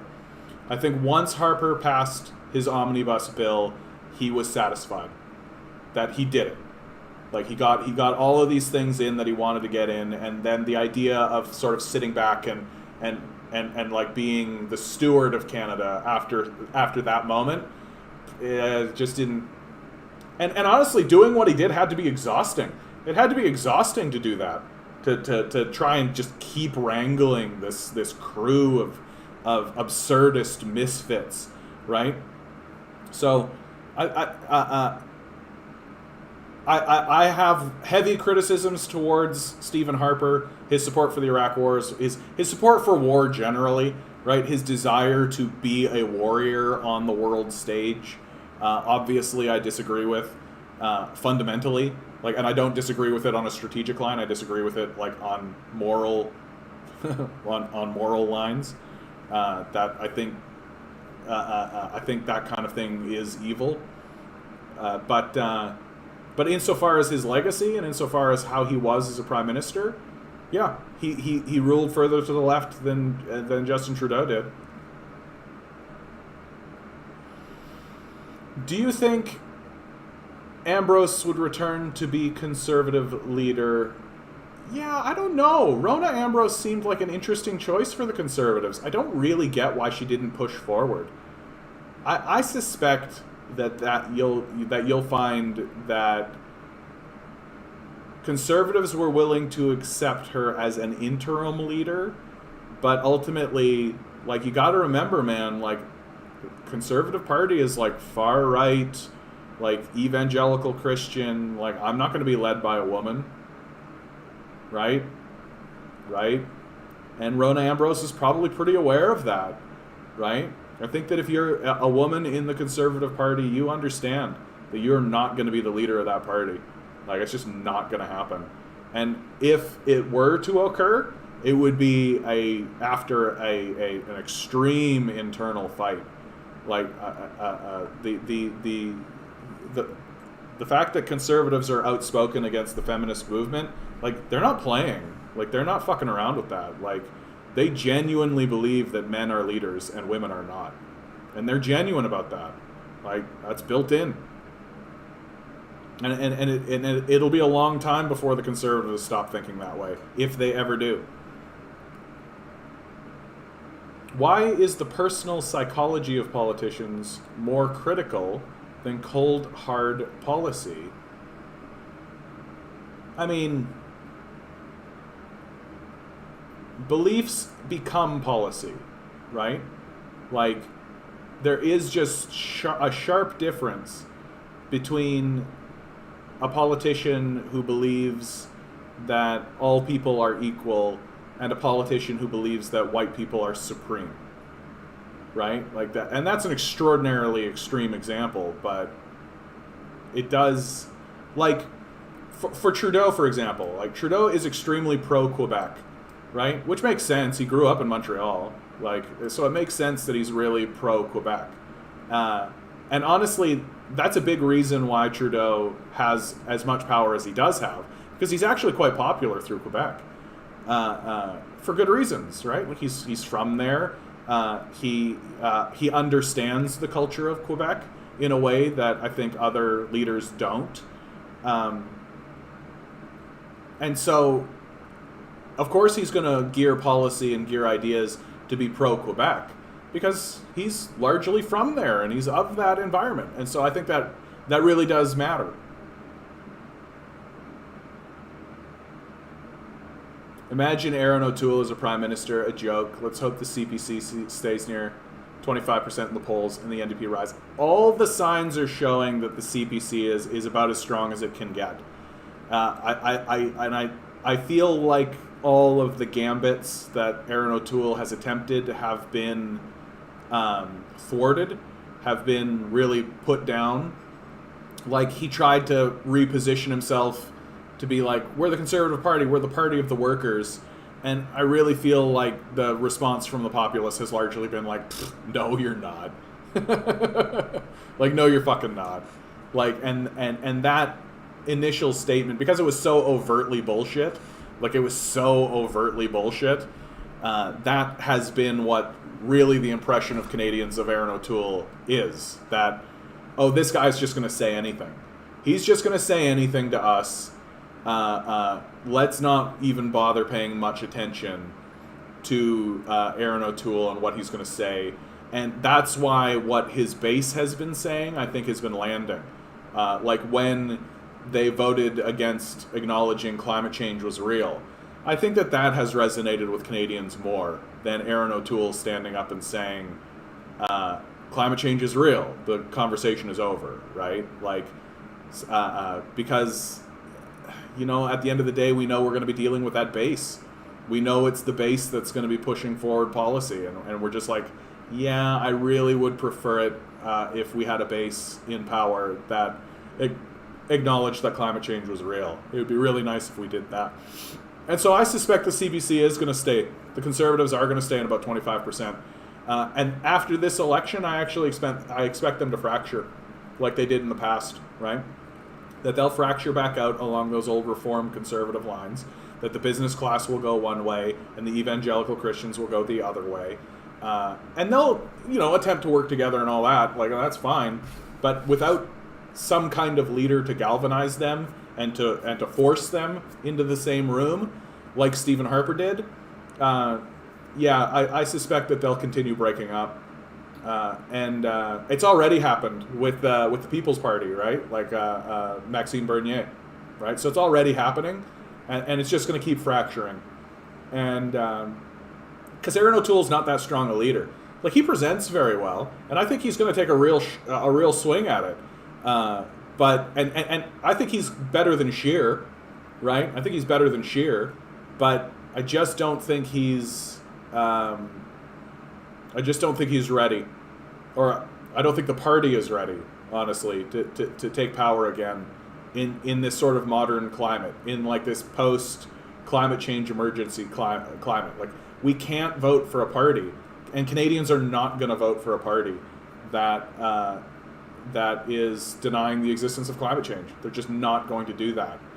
And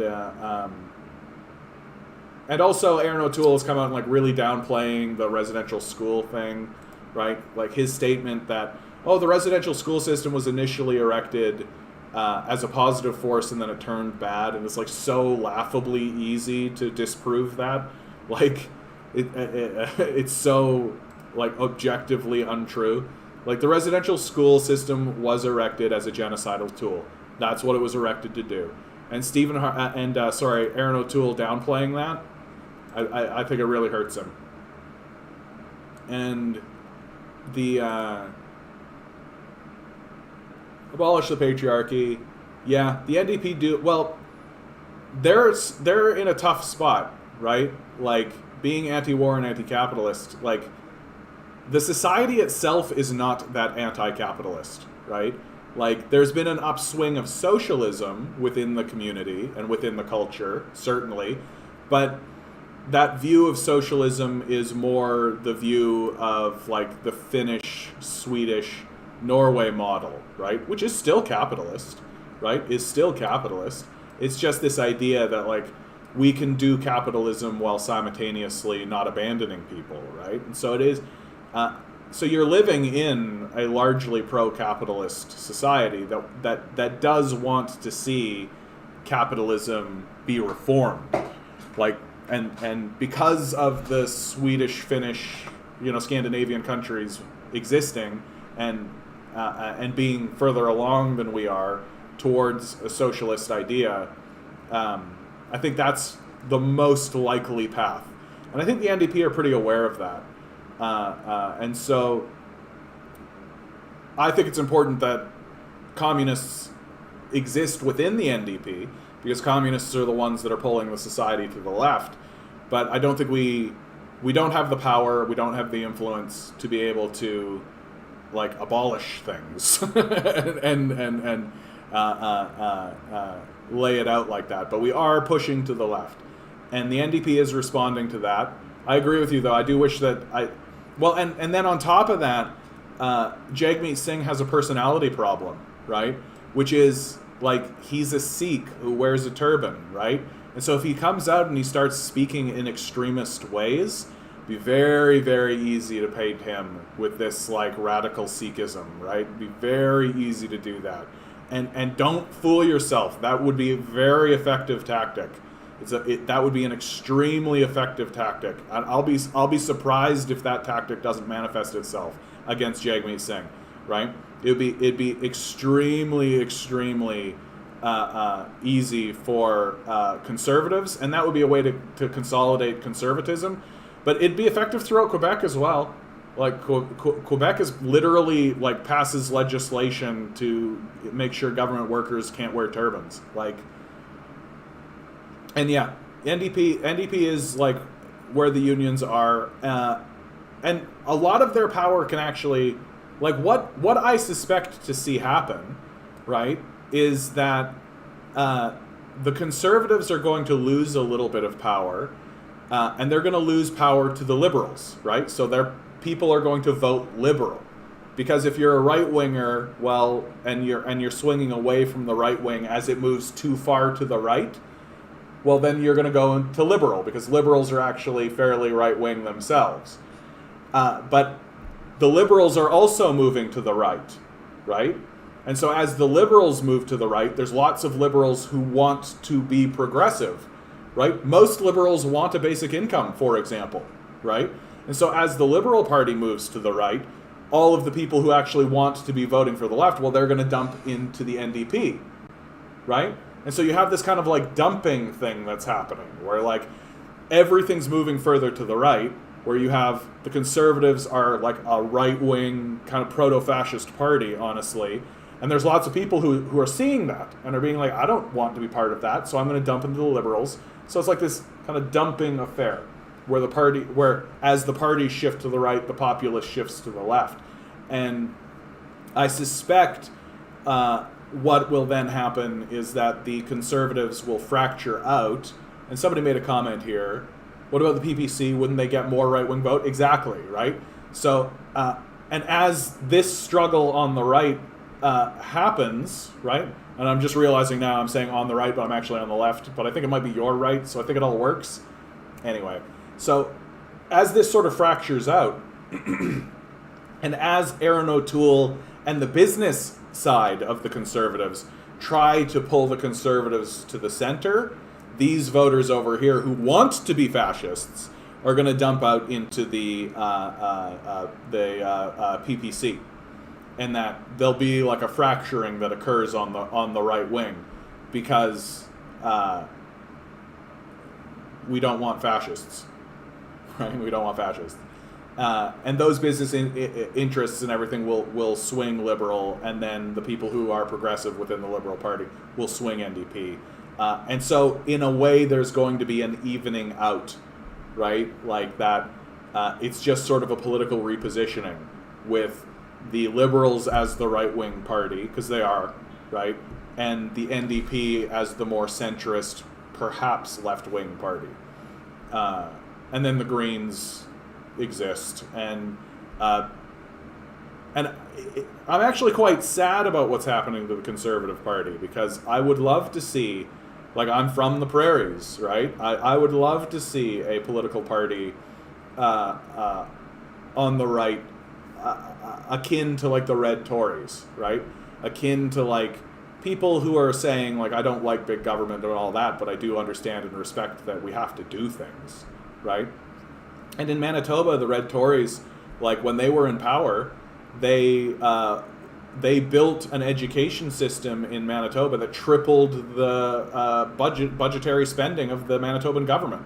So, like, we could see a conservative government that enacts good things, and it's just disappointing that because our society has been so overwhelmed by corporate capitalism, it's so difficult to imagine a conservative party that would come in and do anything other than austerity, right? I don't think I recall... Oh, Bill Davis was a former premier, wasn't he? Of Ontario? He was before my time. I haven't done that much research on Bill Davis. But, like, Hugh Segal, for example, right? Hugh Segal is one of the prominent basic income figures here in Canada. He's a Red Tory through and through, right? And he says things like, yeah, basic income would cost a lot of money, but we would get a lot out of it, right? Like, you get what you pay for.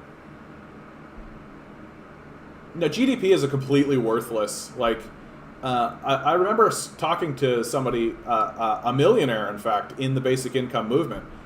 Somebody who actually is like, yeah, we should have a basic income. Yeah, I make millions of dollars. We should have a basic income. And he's like, and he said, he agrees with you completely. He's just like, oh, so, like, if we automated everything, right, and everybody had food and shelter and there was a basic income, well, your GDP would be zero. So why is this valuable? And the guy that even created GDP as a measurement system said, don't use this as a measurement system the way that we're currently using it. He literally said that. He, like, made it and was just like, that is stupid. Why are we doing that? Vince, and oranges to you, sir. Oranges to you. Yeah, I missed the NDP winning in Quebec. Doubt that'll happen under Jagmeet. We'll see. We'll see. But the swing that happened in Quebec was sudden and unexpected. And I largely look at that as a protest vote more than anything. I look at that as a protest vote. That Quebec was done with the Liberals and their bullshit, and certainly was not going to vote for Stephen Harper. And so I think they looked at the NDP and were just like, well, this'll put a spoke in the wheels. This'll deflate their tires a little bit, and convince the Conservatives and the Liberals that they can't fuck with us. Right? Don't fuck with Quebec. What are you fucking with Quebec for? Right? Oh, you think we're just gonna, like, go along with you? Yeah, get fucked. Right? I have mad respect for Quebecers for doing that kind of shit. I'm a huge fan of protest votes. I'm a huge fan of that kind of shit. Of just, like, disrupting things for the sake of disrupting them. And that's more or less how I view what happened in Quebec. I don't think that they swung onto NDP because they were like, yeah, NDP, yeah. I genuinely think that they were just like, no, fuck these guys, fuck them. At which, that's been my opinion this whole time, so I have a lot of respect for that. Oh, hope you guys are doing well out there, man. Anybody watching any good TV these days? Anything I should be watching? If you want to watch, like, a hilarious anime, what is it called? Ragnarok? The Rise of Ragnarok?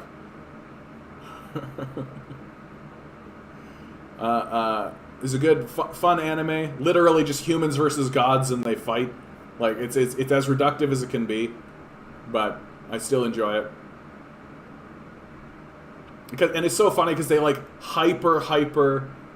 Oh, I haven't seen The Death of Stalin. You know what? I have not actually seen The Death of Stalin, even though I probably would enjoy this film, because, like, look who is in this film. Like, look who is in this film. Who directed this film? What's his shtick? Give me your biography, bud. The thick of it. What is this? What is this? Books? No, I don't care about your books. I don't care about your radio. Give me your filmography. Like, what has he done? That's really interesting. He's, like, kind of not a very well-known director, and yet he ends up in this project, The Death of Stalin, that has, like, look at who is in this project. Like, even just from the poster, right? Like, Steve Buscemi, like this guy, a former Python guy, Lucius Malfoy, right? Like this, I should check it out. I should check it out. I'm concerned about this film because I suspect very much that it's going to take that, like, propaganda line, and it's really not going to do Russia any, and certainly not Stalin, but it's not going to do these guys any, it's not going to give them any credit. It's not going to do any of that. It's really going to lampoon them. And I feel like the reason I've been avoiding The Death of Stalin is because I like lampoon humor when it comes from the culture that it is lampooning, right? So if a group of Americans want, like, here's a great example. When they did Vice, right? When they did the story of Dick Cheney, right? And that was Steve Carell and Batman. We all know this guy, Christian Bale. It was that crew who did this movie about Dick Cheney. It wasn't a lampooning. It was pretty straight, but that, I felt like, that's got a lot of credibility. Like when the Germans do a film about Hitler, I'm like, that has a lot of credibility to it. But this film, when I look at it, and like they're calling it the funniest film of the year, and it's got, like, you know, Monty Python guys in it and all this kind of stuff, I'm a bit like, okay, like, maybe like, it's gonna be funny, obviously. Like, these guys, like, these are some of the greatest comedians who have ever lived. Like, this is like, the comedy chops are gonna be there for sure. But I do worry that I'm gonna watch it and just kind of be like, yeah, this is a lot of, like, Red Scare propaganda. And maybe I should just watch it for that reason. Actually. I think I just convinced myself into it. Yeah, I think I just convinced myself into it. I think I'm going to do that tonight, Barnabas. You got me. You did it. Congratulations. You win, Barnabas. You win. And honestly, I could use a good laugh, right? I could use a good laugh. How do people think Kathleen Wynne was worse than Mike Harris? Yeah. Looking at our Ontario Canada poll, conservatives are so dumb. I feel like you just answered your own question, Vince. Hi, Demand Better. How you doing, bud? Good to see you. I just feel like you answered your own question, didn't you, Vince? And our Ontario Canada has a pretty strong fascist organization in there, for sure. There's definitely fascists in there. You could tell. Like, you could tell. Well, and also, like, it does pay to remember that Harris was, like, a while ago, right? And so there are just people who didn't experience him and don't understand his legacy, who don't really pay attention. All they really understand is that McGuinty and then Wynne created this, like, public-private partnership that really jacked their hydro rates. And that's it.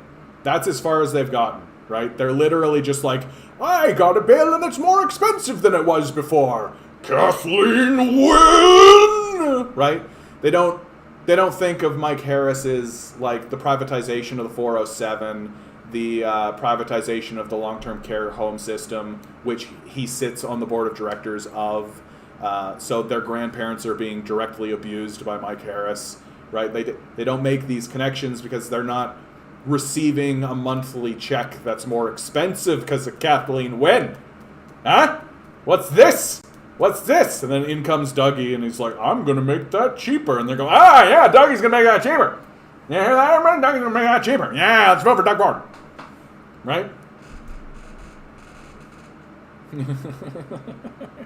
Kathleen Wynne! Yeah, like, I mean, like, are we surprised that a group of people who deny the existence of climate change, deny the existence of systemic racism, systemic sexism, the existence of the patriarchy, the existence of, like, large meta systems, because they literally can't see past their own eyes.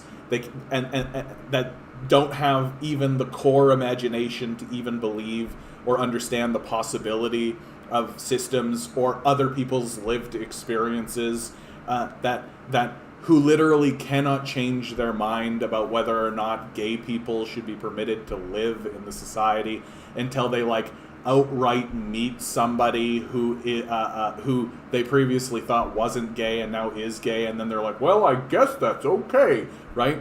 Like, are we that surprised that the only thing that these guys actually do care about is, this bill came in, it's higher than it was before.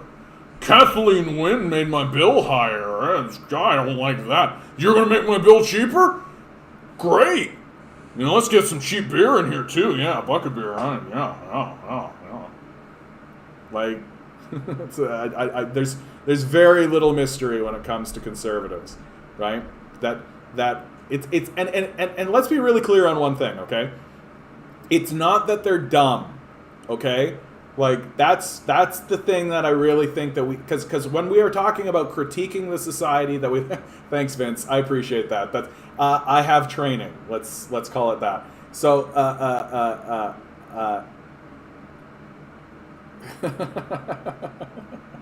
that's very sweet of you to say, Vince. That's very sweet of you to say. Okay. So oh, don't put me down that path, bud. There's a long road of heartbreak.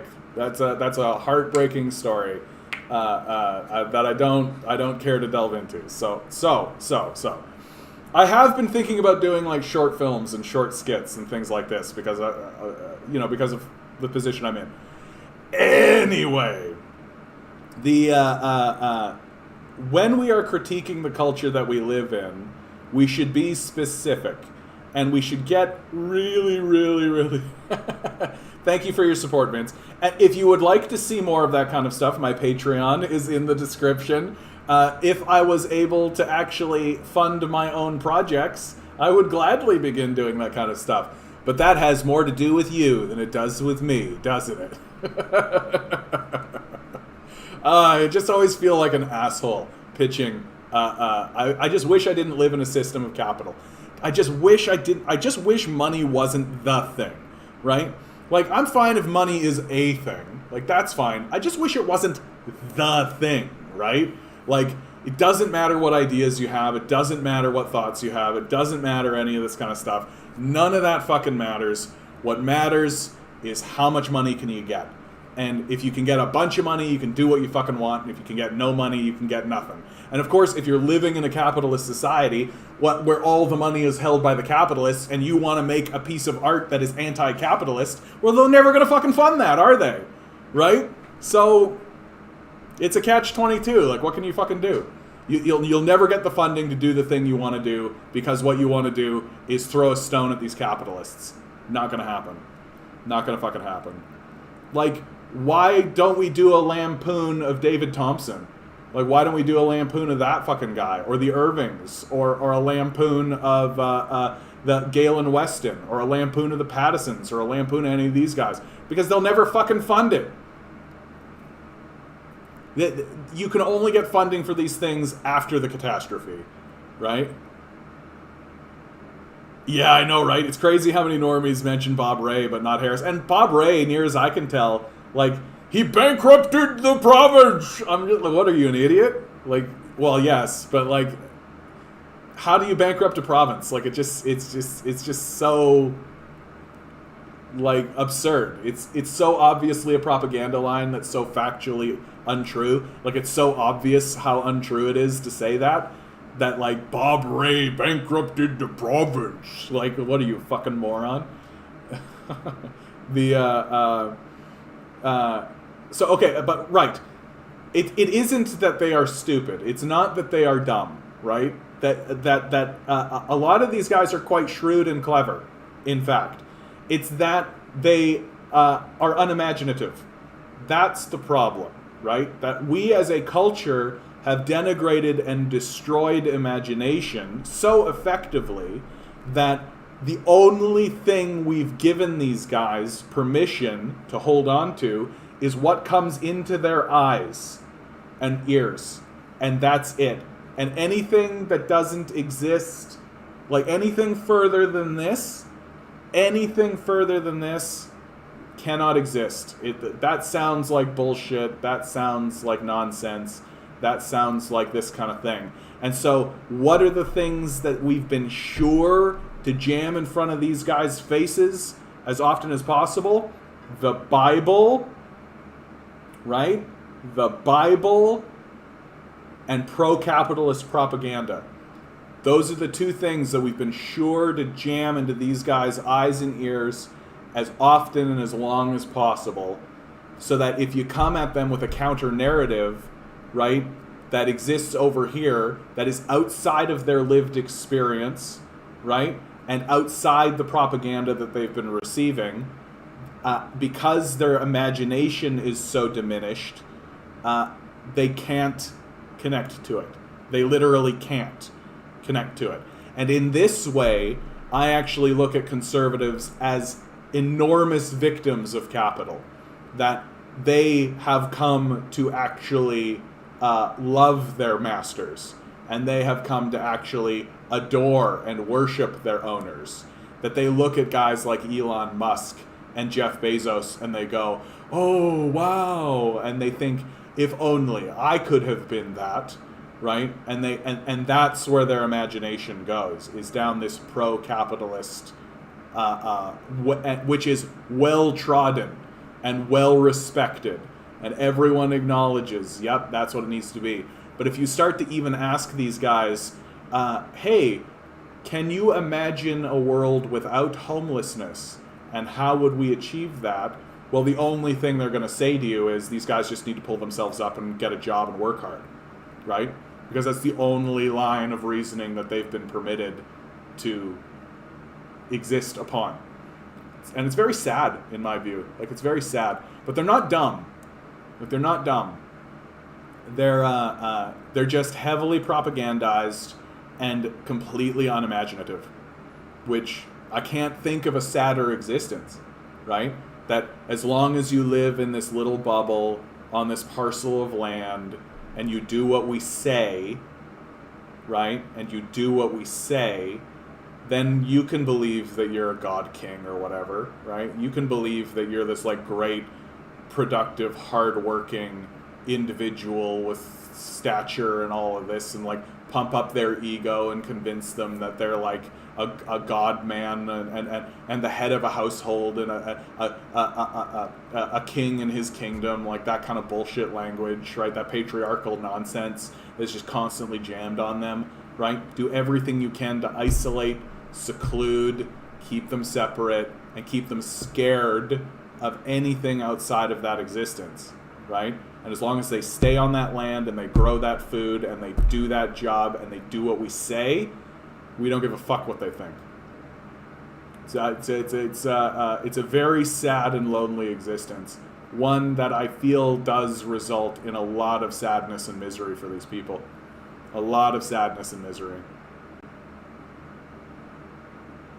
I think majority of Canadians would be happy being comfortable in your own home with money in the bank and food in their belly. Yeah. Like, that's really what it comes down to, right? Like, if you can get food on the regular and you are living in your own house. Margaret Atwood is on TVO right now. Okay. TVO Ontario? Margaret Atwood? That makes sense. Doesn't she live in Ontario? I thought she lived in Ontario. I have never directly connected with the works of Margaret Atwood, but I know lots of people who really like Margaret Atwood. And Margaret Atwood even had a masterclass recently. Yeah, she's the one that did. She's the one that did. Oh, why am I blanking on that one? Come on, it's the recent television show with the women in the weird little slave culture that she. Why am I thinking? Why am I struggling with this? Why am I struggling with this? Handmaid's Tale. Oh my God, Handmaid's Tale. She she's on record as saying that all of the events that occurred in A Handmaid's Tale, she went out of her way to ensure that each event was an event that had occurred, that it wasn't imagination. It was existent. And yeah, this is classic, eh? And this is another reason why we should be shitting on capitalism, right? Because capitalism will take something like a Handmaid's Tale, and just squeeze it and squeeze it and squeeze it until it's no longer giving them any money.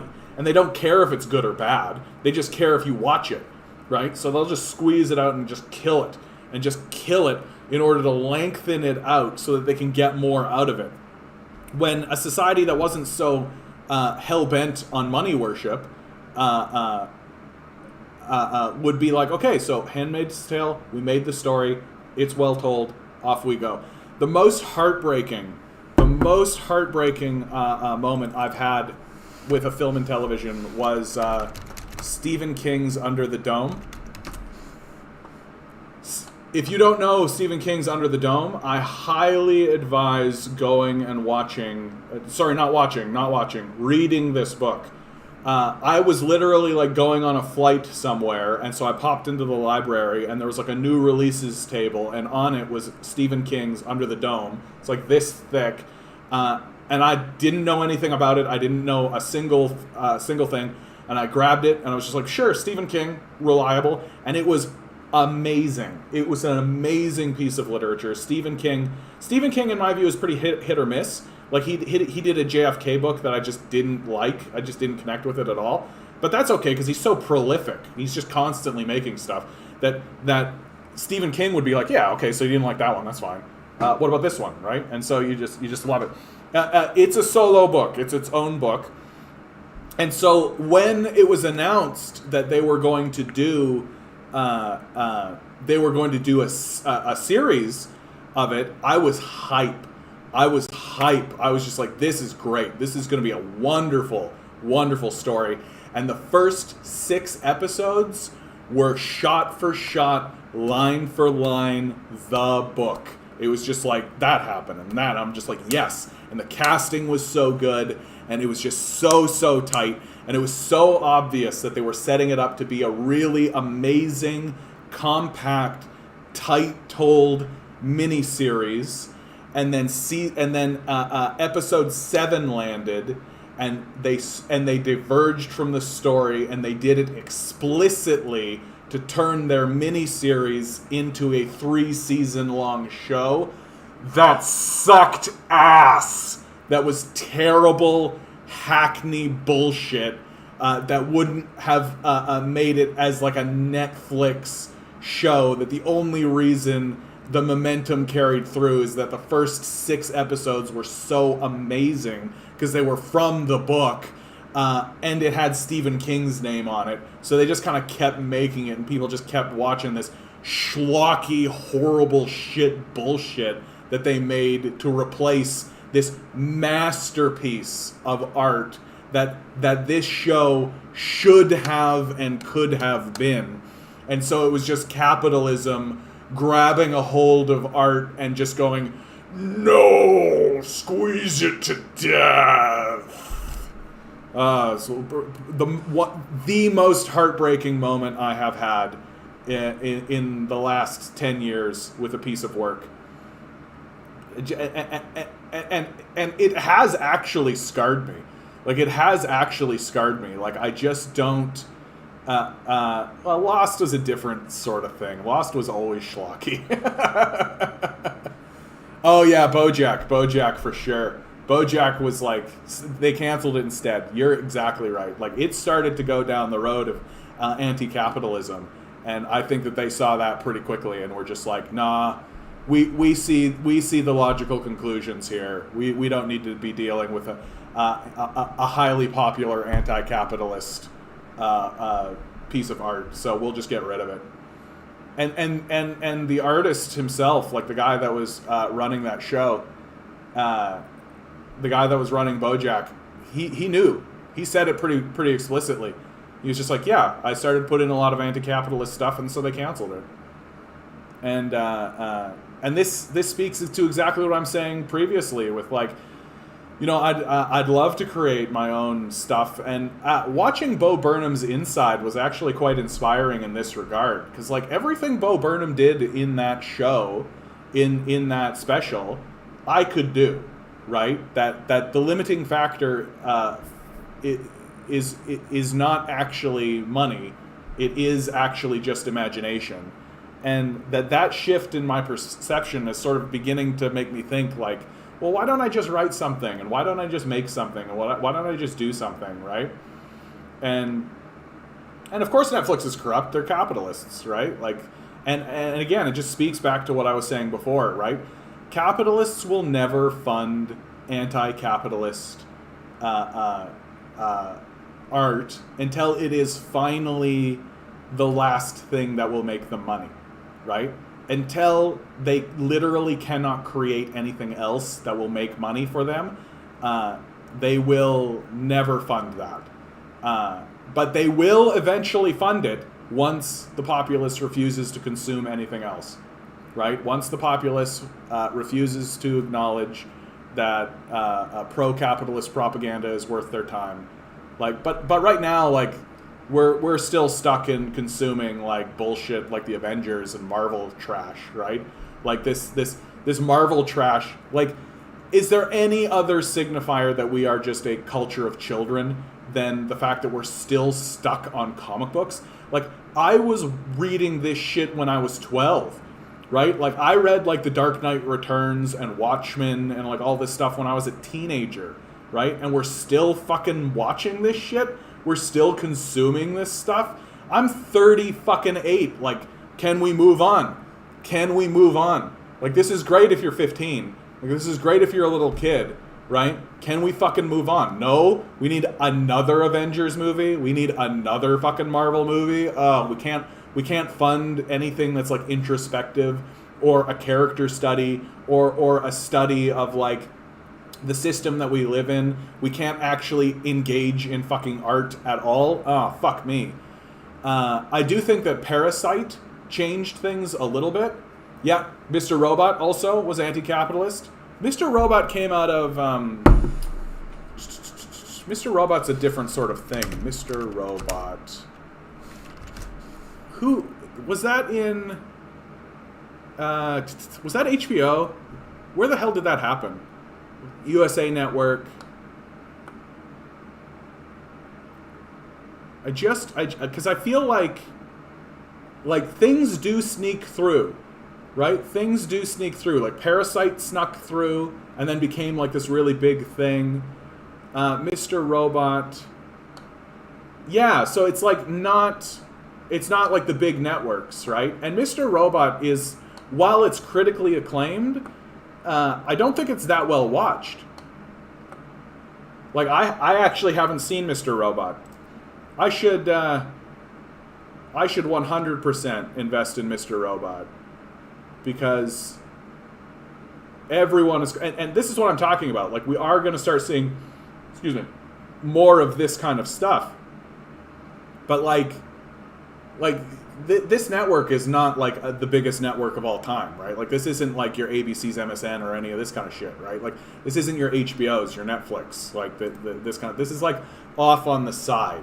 It's like in terms of the overall culture, Mr. Robot is like this sort of like floating fringe thing that exists. It persists more through lore and legend than it does through actually people watching it. Yeah, I'm going through Breaking Bad right now. I had avoided Breaking Bad for the longest time because I knew it was going to trigger my depression, and I was accurate. I was absolutely accurate with that. So the way I've been able to get through it is I'll put Breaking Bad on, and then I'll like play a game or something off on the side. So it's like a split attention sort of thing, so that it doesn't pierce so deeply. Because Breaking Bad is heartbreaking. Like, every moment of that show breaks my heart.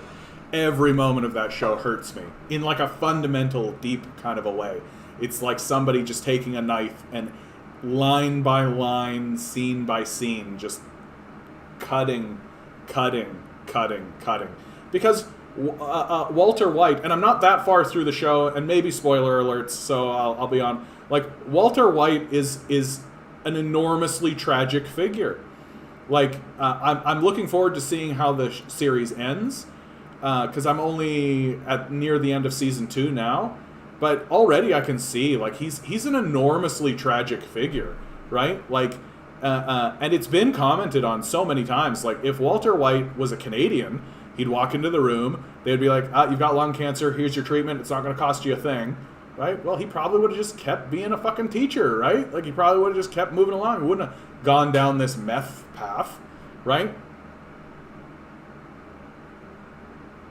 Yeah, and this is the reason why I've eventually had to accept the psychic damage. I've had to accept it because we're far enough out from Breaking Bad now that the hype is over, and everyone is still saying that Breaking Bad stands up. And from what I've seen so far, yeah, I think that's true. And I think it managed to avoid, I hope that it managed to avoid the kind of capitalist drawing out trap, you know, that just like, let's just squeeze this until it dies kind of trap.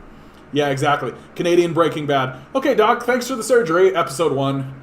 Like, done. There's no show, right? And so, and that's the brilliance of Breaking Bad, is that because it is so intrinsically tied to so many different major, like they have taken so many brilliant, high level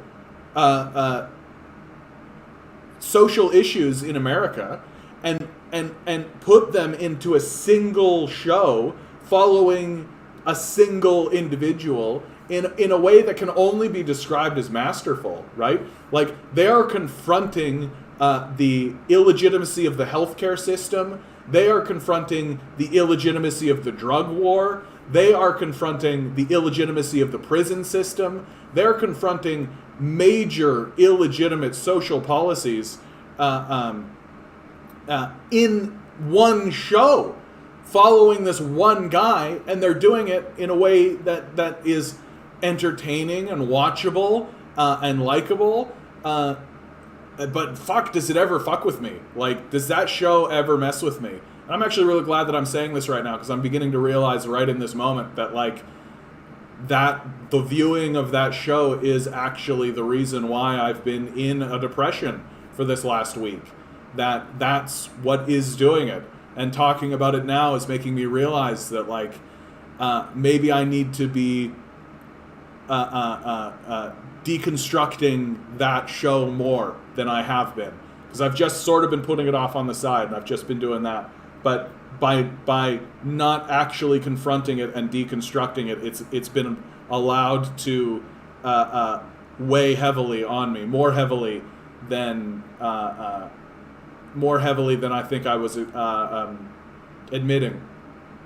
Yeah, because it's a, not only is it a masterful show, it's an important show, and because what it's dealing with is so real and so truthful and so honest about the subject matter. Yeah. Oh, wow. Yeah, I bet you anything, Vince, it's the same reason, right? Like, you know you're walking into a thresher, like, you know you're walking into an emotional thresher, and like all good art, you know that you're not going to be the same person on the other side, right? You know that's the truth. That when that show ends, you know you're going to be a different person somehow, and that's scary. That's scary. It's scary to go into something, especially something as large as Breaking Bad, because Breaking Bad is like, what, 5 seasons? Like, and to know that you're going to go into that and experience that for that length of time and that much effort and weight and all of that, and to know that you're going to come out the other side different than when you started is scary. It's scary. Yeah, Walking Dead was boring because they deviated.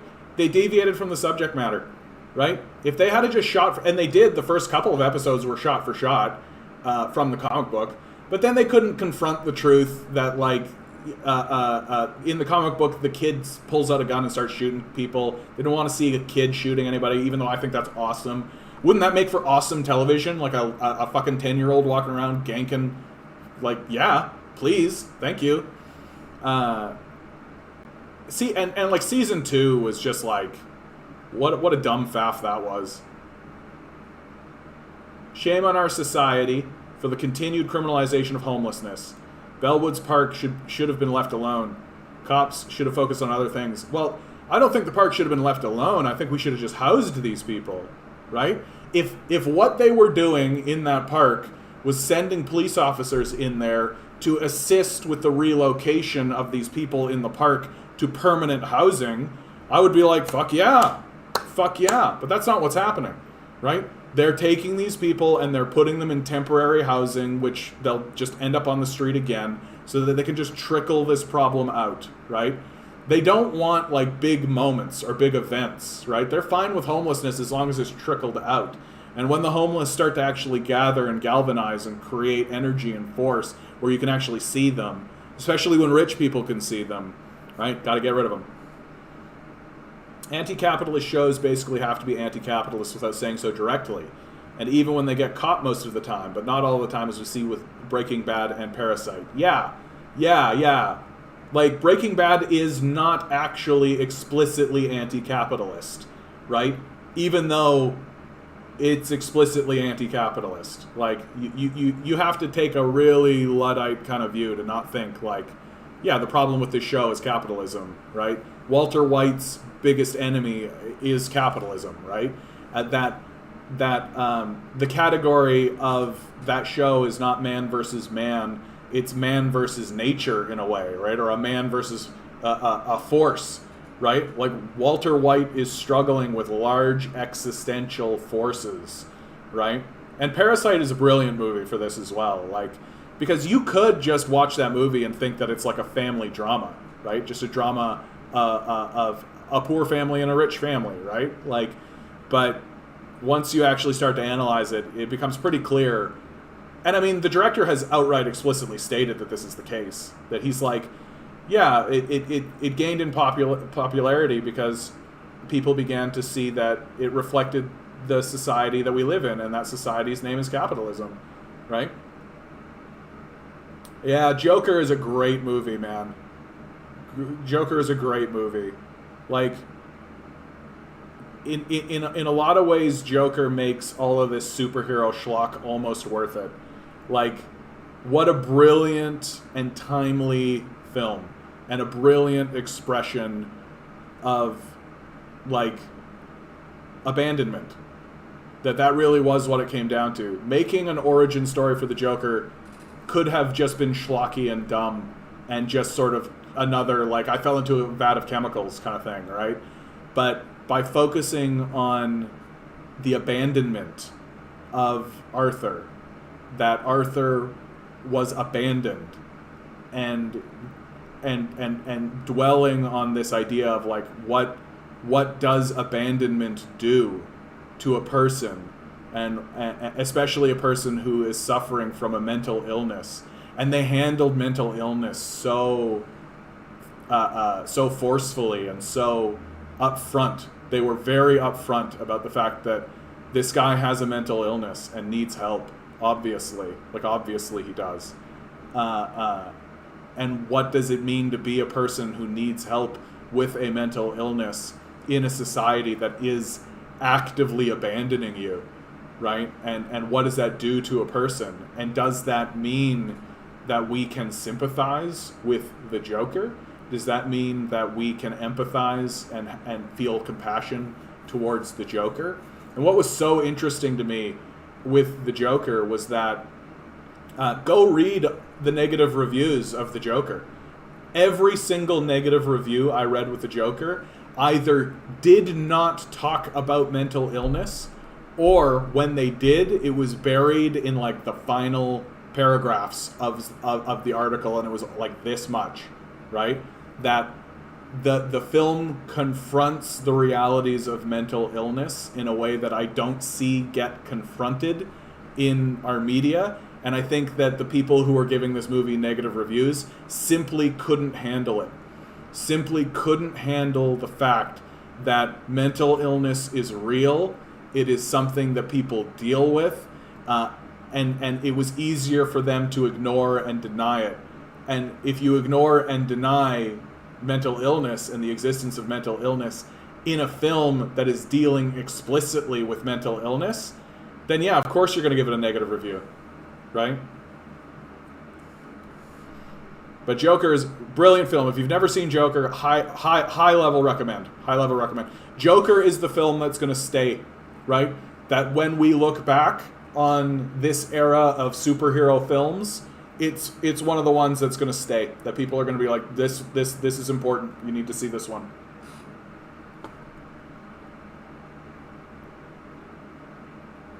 Yeah, and teachers don't get paid enough, right? Like, teachers don't get paid enough. It's not just TV shows. Hideo Kojima's video games are often anti-capitalist to the same degree as and video games operate on a different bandwidth, though, because they're for kids as far as the capitalists are concerned. They don't like have the perceiving staring eye that they do on traditional forms of media, right? Because video games are just like for kids, right? They're just for bullshit kids. Yeah, The Boys is a good show. The Boys is a good show. You're right about that. I worry that it's going to kind of fall for that same sort of like trap of being too lengthened and just squeeze. But it looks like it's still got some gas in the tank, so we'll see. Kojima is just viewing the Cold War and the modern military-industrial complex from a Japanese perspective. I wouldn't call Metal Gear Solid anti-capitalist. I haven't played Death Stranding, though. Yeah, and I don't know that Kojima is outright attempting to be a critiquer. You know what I mean? Like, I think that his primary objective is to just make interesting content. And through the making of interesting content, he may stumble upon criticisms. That's more or less how I view Kojima. I don't know that he is actively seeking critiques. I think he just kind of ends up being critical on accident, right? And I could be convinced otherwise, but that's always sort of been my position of that. Yeah, the genre of cyberpunk for sure. Which, man, what a letdown, eh? Cyberpunk was set up to be like such a brilliant game, and I played through it a couple of times, and like it got rushed. It got rushed. The capitalists pushed it out the door too early. It needed probably another year, honestly, another year, maybe even two, to really, really get into the category of like of a game that would be defining. I really liked Cyberpunk, don't get me wrong, and if somebody wanted to play Cyberpunk, I would say, yeah, do it. It's a fun game, but like, it just needed a little bit more time. Like, the first two acts of that game are awesome. And then the last two acts of it are very clearly like, okay, get to the checkpoint, kill these guys, get to the checkpoint, here's your ending, get the fuck out the door. Yeah, fake it till you make it, gaming industry, spend $50 million on the preview, make the real game ass. Yeah. I mean, if you want to talk about letdowns, Metal Gear Solid 5 is the game that's made me stop buying AAA titles, yeah? With maybe one or two exceptions ever since it came out. Yeah. I don't really go for AAA titles. I'm trying to think about, like, what was the last one? I think Cyberpunk was probably the last one, because I really bought into the hype. Well, because Cyberpunk was so different. It just looked different, and it looked cool, and it felt like it was treating me like I was a fucking adult, right? So many of these AAA games are literally just like, you have this burning existential 15-year-old angst, funnel it into this game experience where you kill demons and zombies, and like, they so are expecting you. Yeah, Disco Elysium was a really good game. Really, what I really loved about Disco Elysium was how unique it was. That it was the game it was, and it straight up was just like, and no apologies. This is our game. You like it or hate it. I don't give a fuck at all. And it really did reward you for wanting to experience the world in a different way. That if you literally are just like a dick slinging jock, and you just want to go in there and fuck everybody up and tell everybody to fuck off and punch people in the face and throw the table over and get in people's business and all this kind of stuff, you're gonna have a great time. And if you want to go in and you want to be introspective, and if you want to experience the world in kind of a quiet, sort of silent sort of way, and not really upset anything, and be accommodating and all of this kind of stuff, you can do that too. And I find that Disco Elysium is actually truly one of those games that really does work hard, and I think does achieve a connection to you as an individual, that you as a person can slide into that role and manifest yourself in the world of Disco Elysium successfully, and you can act your way through it if you want. But if every decision you make is just your decision, just from who you are, thinking like this is how it would be in this situation, then what manifests is going to actually be, in a truly honest way, a reflection of who you are. And I think that really does make it a masterpiece, because most games just assume you're the silent protagonist, that you're just going to fall in and you're going to say yes, and you're going to yes and your way through the game, right? Every first-person shooter game you've ever played, right? Most AAA games are like this, where you're just like, yeah, you're here, you're bought in, it's a cinematic journey, right? You're just going to go around, and your only real decision going through most games is how do you kill that guy, right? And, you know, so you're given, like, you can stealth take him down, you can avoid it, you can just shoot him, right? Like, all that kind of stuff. But whereas Disco Elysium really is, like, because it's largely a narrative-driven game, you really do connect into it in a, like, this is who I am, and this is what the game is allowing me to be, and so this is what we're going to do. Did you know Master Chief has a helmet for a head? I did not.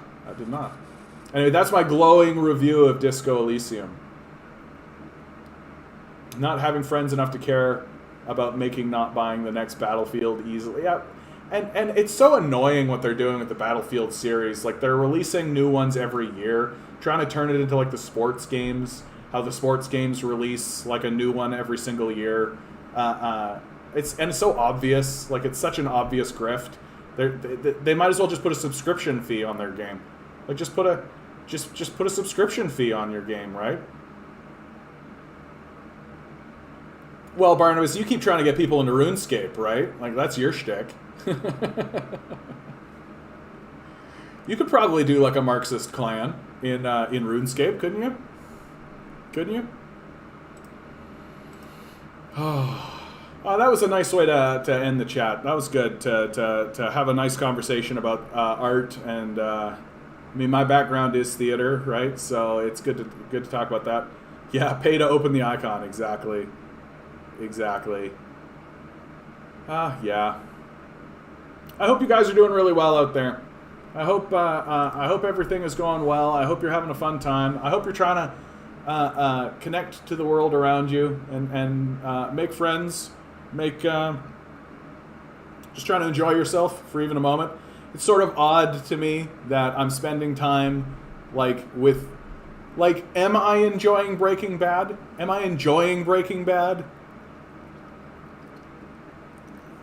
It's tough to say. It does seem important. So I think I carry on. All right, guys. I think this is going to be the end of this stream. Like, share, subscribe, send it around, tell the world I exist.